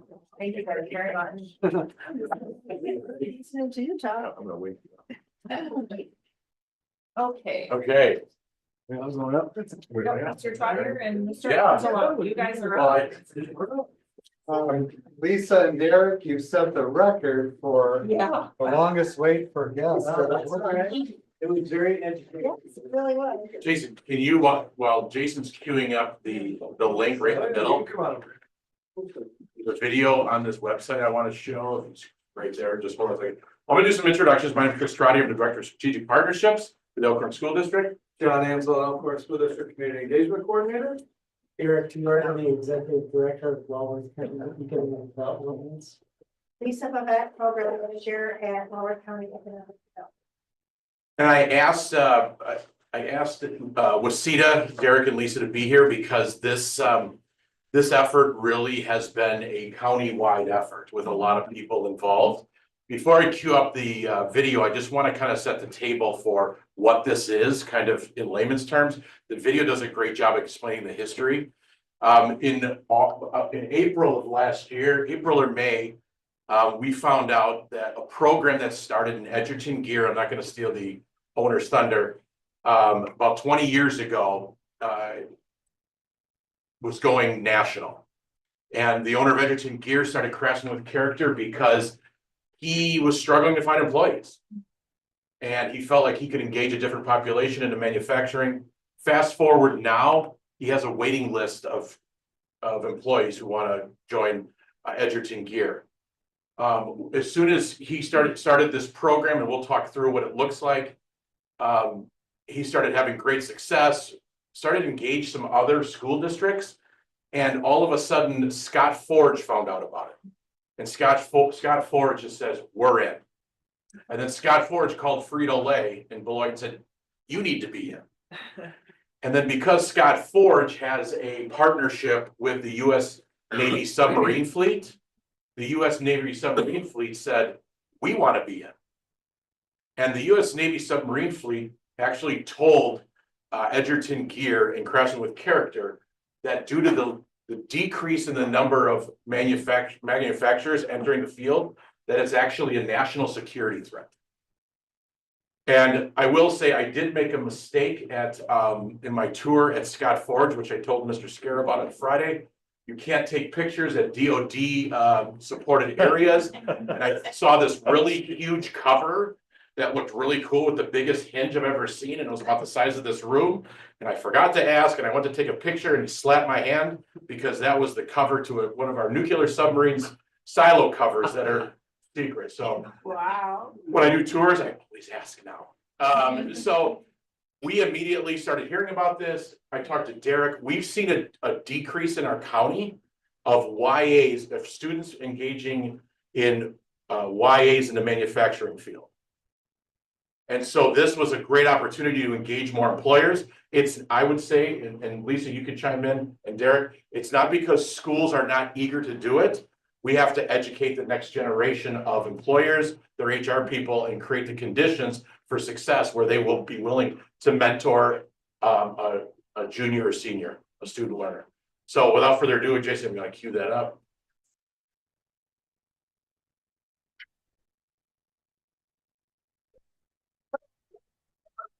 Fire in the hole.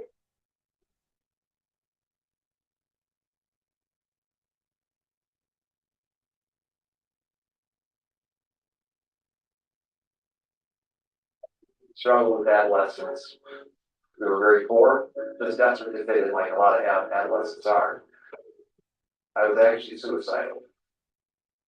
So when I see kids struggle, I see myself. School tells them they should, their peers tell them they should.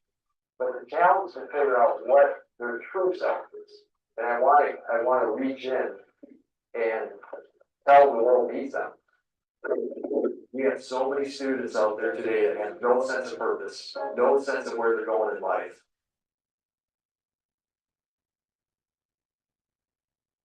Character's lacking in a very, very big way. So character is really those virtues or those quality traits in us that make us successful in life. Now the question is, can you teach character and skills? What do you get to that? What do you value in life? What skills do you need to be successful? What qualities, virtue do you need to be successful to be employed? So we developed a course called Craftsman of Character. You know, I heard you say you don't think you're smart, which I think that's ridiculous. At your age, somebody would have come up to me and said, you know, you're really good at this or this or this. You know, that's what I need to hear at your age.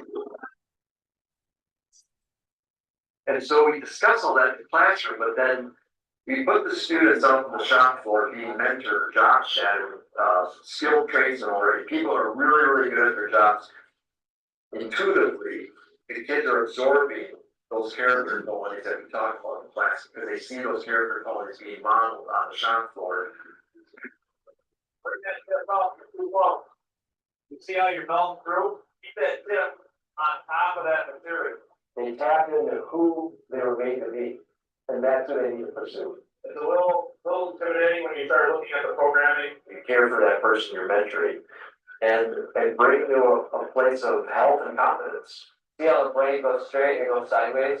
Why is that? It is so creative. It is so high tech on so many levels. There are more opportunities than people could possibly imagine. Oh, we're getting a little bit right up here. We have to bring that center growth down just a little bit. So work to me is not a curse. It's one of the greatest gifts I think God's ever given. We want to know that we have a sense of purpose and that we've contributed and done something meaningful. And the trades and crafts are an incredible outlet for people to do that.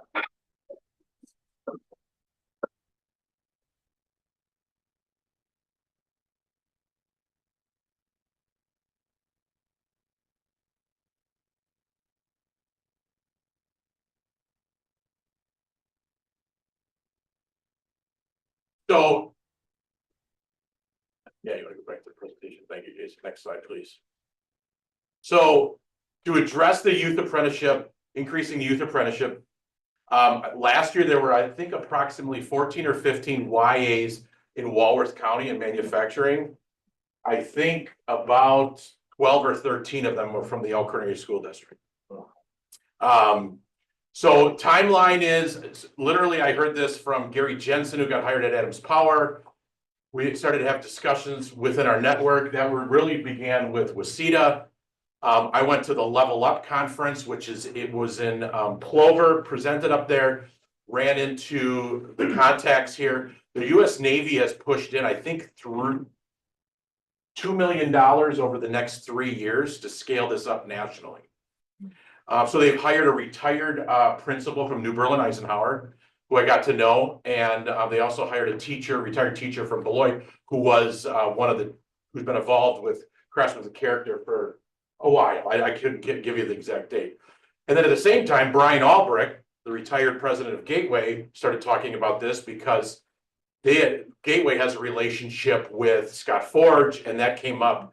And the US Navy is considering investing in Gateway to provide scholarships for kids to get enrolled in welding and manufacturing programs. So then July, we started meeting with Waseda to identify some local manufacturers. We had our first meeting with employers in August, got some energy. And then we continued to educate in September, October. And then really had a conversation with Michael Rick at Delavan.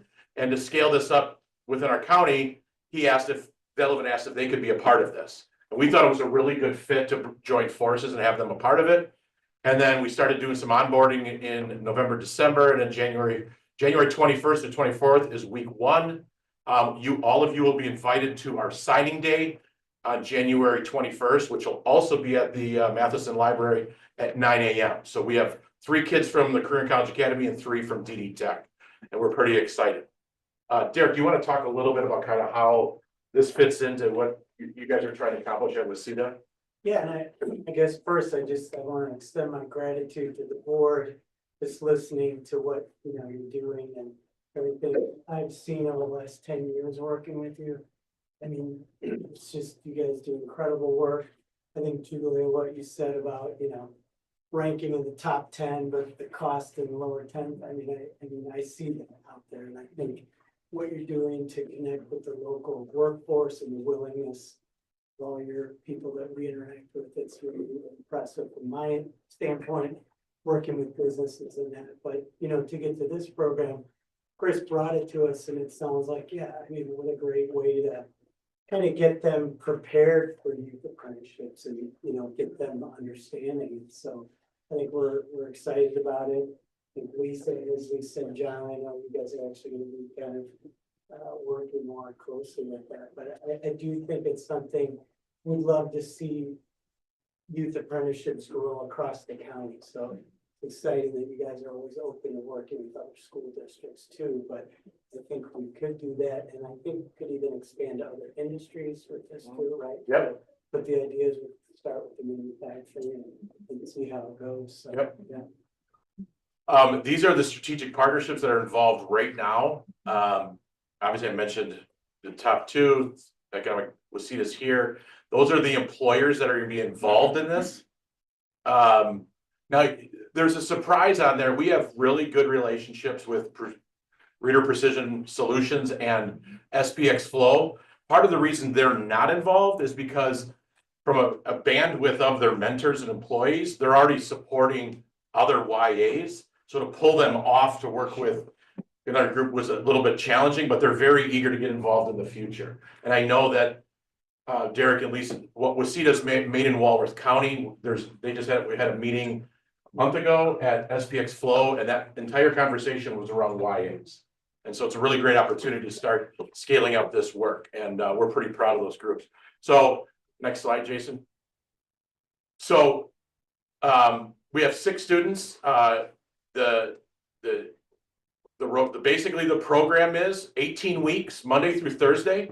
So students will we have 6 kids, 6 employers. So for 2 weeks at a crack, one kid's gonna go to Tankcraft for 2 weeks. While the other kids are going to other places, and then they rotate, right? For 6 weeks, that's 12 weeks. And then our employer said the last 6 weeks, they would like them one more time. So the goal is to get kids excited about manufacturing, to pick jobs that, get interested in it, see opportunity, have the manufacturers get the kids excited. Gateway Technical College is going to offer additional opportunities to train our kids. And then hopefully we'll do some more similar things that we've done with Youth Build. But ultimately, John and Lisa are gonna be teaching the Friday class, which I'll hand it off to them, so you can. Yeah, thanks, Chris. Thanks for bringing us in on this, but you don't have to move away. Yeah, I know, I will. You're getting animated. All right. No, I just want to thank Chris for bringing me in, and I'll let Lisa speak for herself, but what a great opportunity to teach character to kids, right? And all that goes in that, and really just being a good human being and doing the right things when nobody's looking. And back in my law enforcement days, I taught professional communication, and I thought, like, this really fits, and it was really exciting, and I think this program is unreal, the more we look at it and the more we dive into it, and I can't wait to get started on the 21st, so, yeah, thank you. Do you guys wanna give a little overview of the curriculum? Like, what are some concepts and? Yeah, I mean, I haven't dug too deep as far as they give us 2 at a time. And I have a paper copy that has the rest of them, but, you know, it really, when you talk character, that's kind of the umbrella to being honest and respectful and on time and communication. And I mean, just think of all the things that make you a good person, make you a good employee, right? Being reliable, being on time. And I think the development opportunity that they're gonna get every Friday and we're gonna get from them and hearing their stories. And there's a component to this where they journal, and there's some questions to answer that we reflect on throughout the course. Is yeah, it's a really pretty involved curriculum that is pretty exciting. It helps them dig deeper into themselves too, figure out what they want to do. I mean, this is great because, yeah, we'd like to get youth apprenticeships, but also you may want to find out that a student, this is definitely not what I want to do, and then we don't need to have them pursue any further, but we can share our life's experiences and what we've done and how we've managed to do what we've done and where we are at today. So I'm excited for that. John, Lisa, you want to talk a little bit? I know you guys have been about the supports they have for employers, crafting with character, what they do for support, and what do they provide? Because this is free of charge to our district. This is free to employers other than pulling their mentors over, which I know is an investment. I'm not diminishing that. But you want to talk a little bit about the training they've been doing, the mentor training, your training, how often? Yeah, their support is pretty impressive. We've met a couple times as a whole group with Chris and Mike and Lisa and I, and then Lisa and I have started, there's a separate training where we get support every other week online, and it's, well, took about an hour to go through, and they go through the curriculum with you and the support that there is on materials and the videos and suggestions. And it's kind of neat because it's a collaborative group of people who are like us doing this first time, but also people who have taught this for maybe 4 or 5 years. And it's, I guess, the support of listening to them to say, here's what happened when I started, and don't get worried about this because it will come around. And here's some things that work and didn't work, you know, just to give you some insight. So yeah, and that support stays with you throughout the whole semester. So every other week, you're touching base, you can ask questions, you can reach out to them anytime. Yeah, very organized, very put together. And you were part of their they do training for the mentors, right? For the employers, or some kind of just like anything stuck out from that training for the mentors? Yeah, it was interesting listening to them, the ones that have done it before. And the ones that haven't were kind of wide-eyed, like, you know, I don't know, like, this seems like a lot. I don't know if I love what I do, but I'm really not a teacher. And yeah, just the support the others had for them to go, you'll be fine. And this is so rewarding. And in the end, yeah, you've made a friend and they're potentially an employee, and they get it. I think they also said some of the mentors that they got attached to their student and really enjoyed working with them, so that's. I would just add to Chris that the Mid-Wallace County meeting that we did at SPX, they talked a lot about their youth apprenticeship program, but the mentors got so much out of it, you know, and a lot of them are older too, so they're really eager to pass on that knowledge, and they get to see these young kids getting excited about it. And so it's not, you know, you might think like, oh, this is something extra to do and they're annoyed by it, but I think a lot of the mentors really found that to be rewarding. Thinking this the same way. And I think One thing that stuck out to me, talking to Dave, the guy that started this, and Chris and I had some conversations with him, back prior to this, is that concept of if you get a good person, you can train them to do a job, and you can train them to skill first, or train their skills. If you get sometimes a person with a lot of skills that isn't a good person, that's hard to change.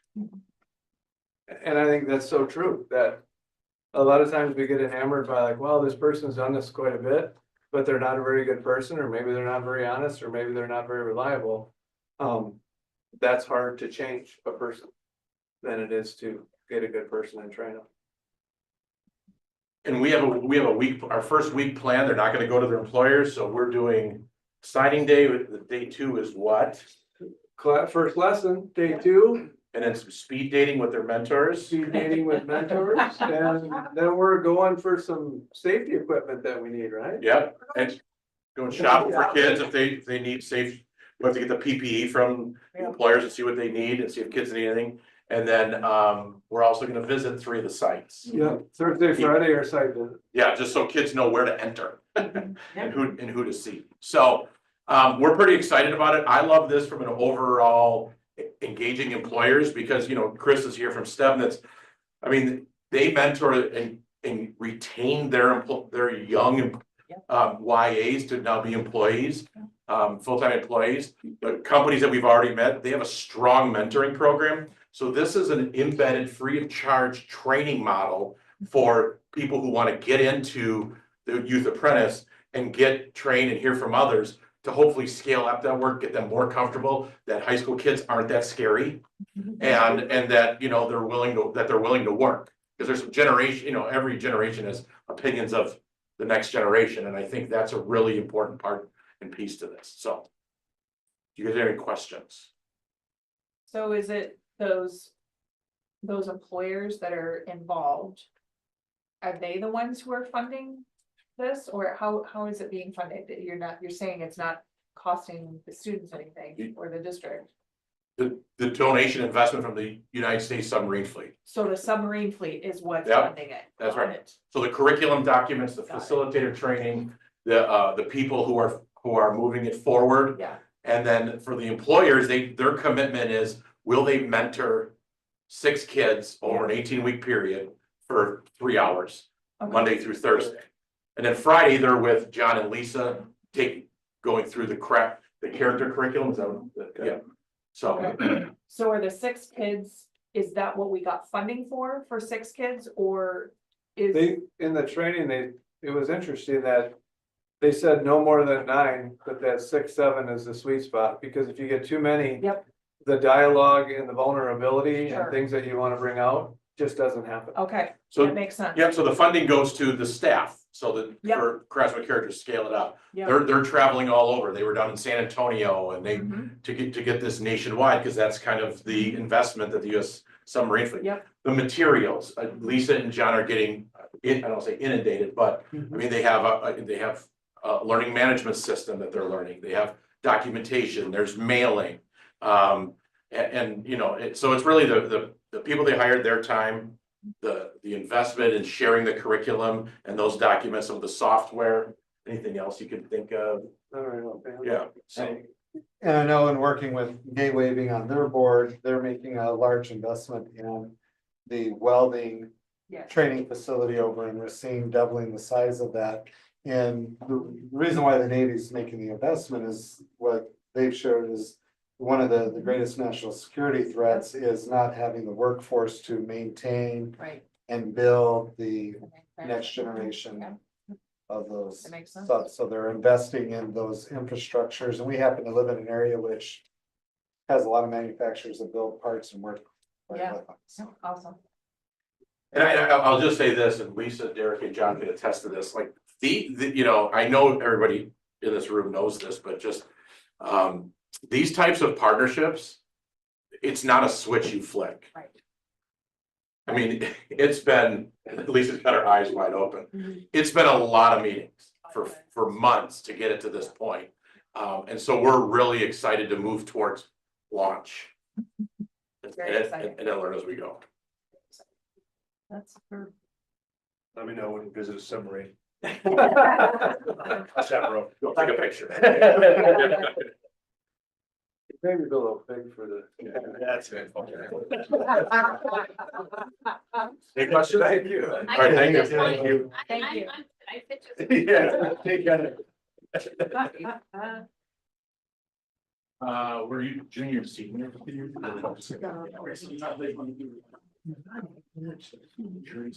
Okay, next is the proposed WASB resolutions. I don't know if anyone had a chance to look through them. Read through them. There's not that many this year. I'll be representing us at the WASB convention. And voting on these resolutions. If anyone has any specific way that you would like me to vote on these resolutions, please feel free to speak up now.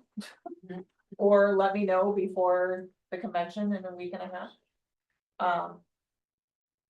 But it would be great if we had conversation now. There's specifically. I need to do a little digging on a few of these. I had a chance to look at them briefly. I haven't dug into them, but. Otherwise, if you don't have an opinion, I'll just vote the way I want to. I looked at all of them, I was fine with all of them. I thought the second one on paraprofessionals was very vague, and that concerns me. I agree. I had some concerns with that one as well.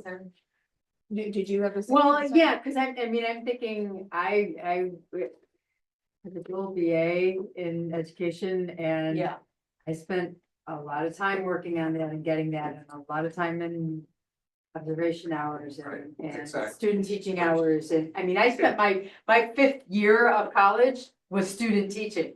yeah, So I paid the university so I could go work a 40+ hour job a week yeah. and not get a paycheck. So, I think yeah. I totally Yeah. get it. Mhm. I think where they're coming from, and tell me if I'm wrong, Jason, that there are, and I don't know that we've had this issue in our district, but I think there are other parts of the state where they've had difficulty filling, maybe certain, We are, we're very fortunate that we haven't felt this impact in Yes. all subject areas. We have in some subject areas. okay, There is quite a bit of licensing flexibility for special education, for the CTE. yeah, Areas. We have a licensed teacher who's phenomenal, who is licensed for a non-traditional route, doesn't have a bachelor's degree. But spent decades as a shop plant manager mhm, in, CNC machining. mhm. So, much more qualified to teach within that area than a Correct. traditionally educated tech ed teacher coming out of the workforce, but. Just to give you some context, like for an elementary ed position, when I first started here and we shifted over to the platform weekend, we had 250 to 300 applicants per position. Right now, we're feeling pretty fortunate for an elementary position, we get 25. Now, the districts who are up in northern Wisconsin, Yeah. and this is where there's Right. rural districts and areas Right, where they're really struggling in all positions across the board to find anybody with that sort of licensure or the background. And in some cases, you're forced, and in having started my principalship up north, trying to find a Spanish teacher even back then, it was extremely challenging. And with the licensing laws the way it is, I might have a really highly qualified paraprofessional who would be a fantastic teacher. But for the sake of that degree, I might have to hire someone who was really inferior, perhaps not good for kids, because there wasn't that flexibility in making that local decision. So I think that's where this push or advocacy is coming from. yeah, I think it is. And yeah, Wisconsin's still unique that most teachers are certified and properly licensed. There's southern states that are approaching only 50% of their teachers being certified and licensed, properly credentialed. The teacher shortage is significant nationwide. We're still pretty fortunate. So I mean, if you guys feel strongly one way or another, I'm happy to vote however. However you want me to on that one, cause I do share some of your concerns with it, especially that it's not. It is a little bit loosely written. I'm assuming they're hoping that someone on the state level will figure that out. Yes, because these are just resolutions. Yeah. Yeah, these are, we're not passing anything other than to say, yes, we all agree We as agree that this should be school happening. boards that, yeah, that they should go It's like- lobby for this to happen. Yeah, this saying, yeah, we'd like our lobbyists to Our work on lobbyists to, this. yeah. If you want something to never get done, go ahead and pass the resolution, because they don't ever get it. I should be so cynical that it's, Yeah, they don't get a lot of traction on these. yeah. If I could comment, the first resolution on the Blue Ribbon Commission Yeah. report is an excellent study that was initiated by, at the time. Yeah, but was never implemented. Exactly, and there are 20 recommendations there, and again, it was initiated by Representative Voss and Senator Fitzgerald, and if just 2 of those 20 were put into place, which included matching up the revenue cap per pupil to inflation and increasing special ed, I don't think you would have been talking tonight about any kind of Sure, referendum. sure. Unfortunately, like you mentioned, Julia, a lot of these studies are done and then Right, nothing happens. nothing happens. Yeah. But I do have a copy of it on our webpage. But it's services. It's such a good study. It's there for under resources if you want to take a look. So. Yeah.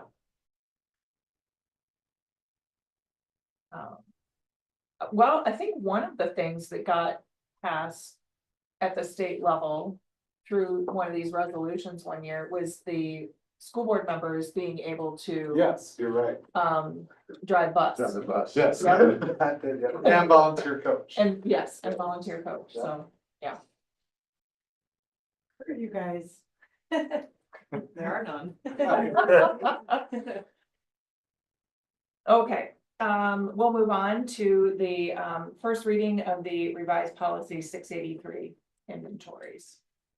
I know we're working on the Neola policies, but that's a lengthy process and going through that adoption. So rather than waiting, Mr. Truman requested that we adjust this as state statutes or the auditors recommended the change. All the federal Office of Management and Budget increased the threshold to $10,000 for what's called capitalization. So it's basically depreciation, those type of assets.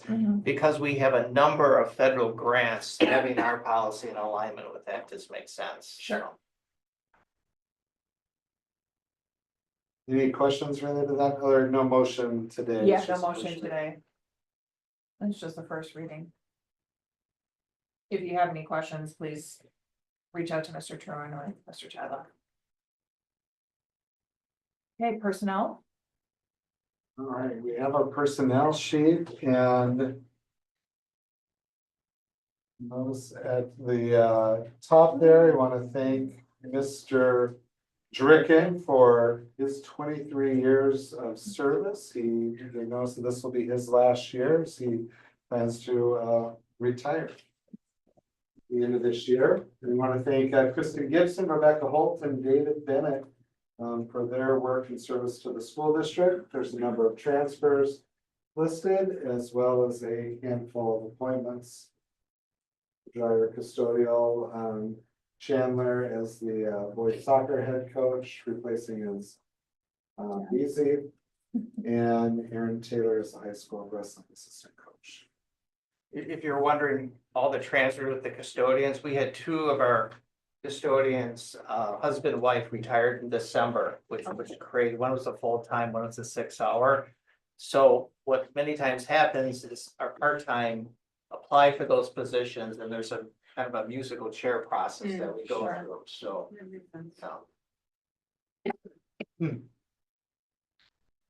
Okay, looking for a motion to approve the personnel recommendation sheet. I'll move to approve the personal recommendation sheet for January 13th, 25 as presented. Is there a second? I'll second. So moved and seconded to approve the personnel recommendation sheet for January 13th, 2025. All in favor, say aye. Opposed? Mr. Tyler, it looks like we have a number of school gifts to present. Our school gifts, we've got 4 this evening. Joseph and Ann Tuna have donated a Yamaha by the Nova piano to options valued at $500. Sugar Creek Lutheran Church has donated $1,500 to support Snack in a Pack. St. Patrick's Parish has donated $1,000 to support Snack in a Pack. Kunis Auto Group has donated $1,000 towards the Maker Fest. And Reader Precision Solutions has donated $1,000 towards the Maker Fest. And you'll notice that the name changed from Maker Fair to Maker Fest. Yes. That's so we don't have to pay the trademark fee. And we didn't, Rebecca and Erica Card, who run a wonderful Yes. Maker Fest, felt the ROI wasn't there for that, so they have it well established, and so we're looking forward to having a great Maker Fest this late winter. All right, looking for a motion to accept the school gifts. I move to accept the generous school gifts as presented. Second, I second. it's been moved and seconded to accept the generous school gifts as presented. All in favor, say aye. Aye. Opposed? Thank you to each of these individuals. We have an amazing community. All right, announcements. The Friends of the School District Awards are on January 27th at 6 p.m. So that next regularly scheduled board meeting night will meet at the auditorium at the high school.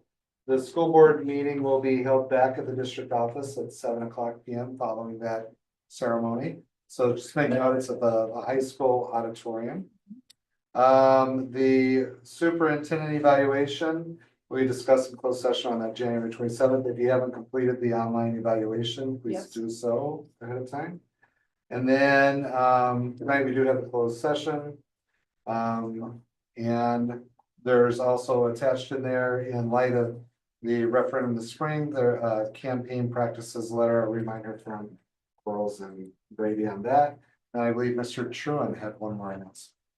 Yeah, I'd like to, I guess, announce or share with the school board that after 25 years as the business manager for the Elkhorn Area School District, I am planning on retiring at the end of this school year. No. It's not an action.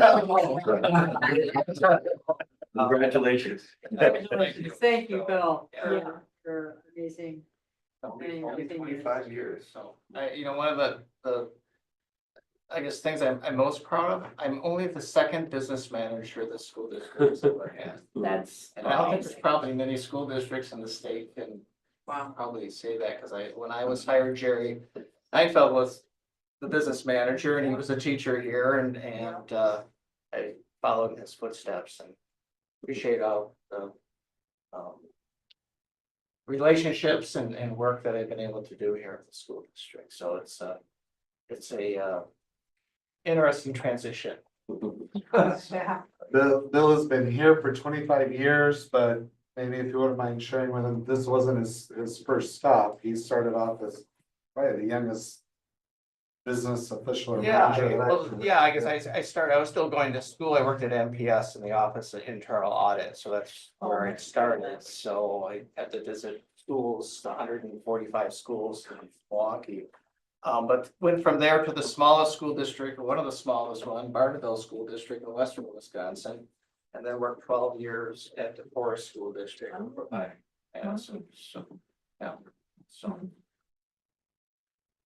Wow. You You will know be how- missed. You know how I feel. You've been amazing. Thank you. Second. All right, we need to go to closed session, so looking for a motion to adjourn. Go ahead. I move to adjourn to contemplated close pursuant to Wisconsin State Statute 19.85. Further discuss the proposal of doing companies to purchase 2.27 acres of land There a second. So moved and seconded to adjourn to contemplated close to Wisconsin State Statute 1935 to further discuss the proposal of the companies to purchase 2.2 acres of land. We will not reconvene in open session. Roll call vote, please. Mr. Andre. Yes. Mr. Gayheart. Yes. Mayor Gordon. Yes. Mrs. Ingersoll. Yes. Mrs. Costa. Yes. Mrs. Reckles. Yes. Mr. Scarrow. Ms. Corpus. Yes. Abstain. And Mr. Jaime Saravia. Thank you very much. Thank you all those that came.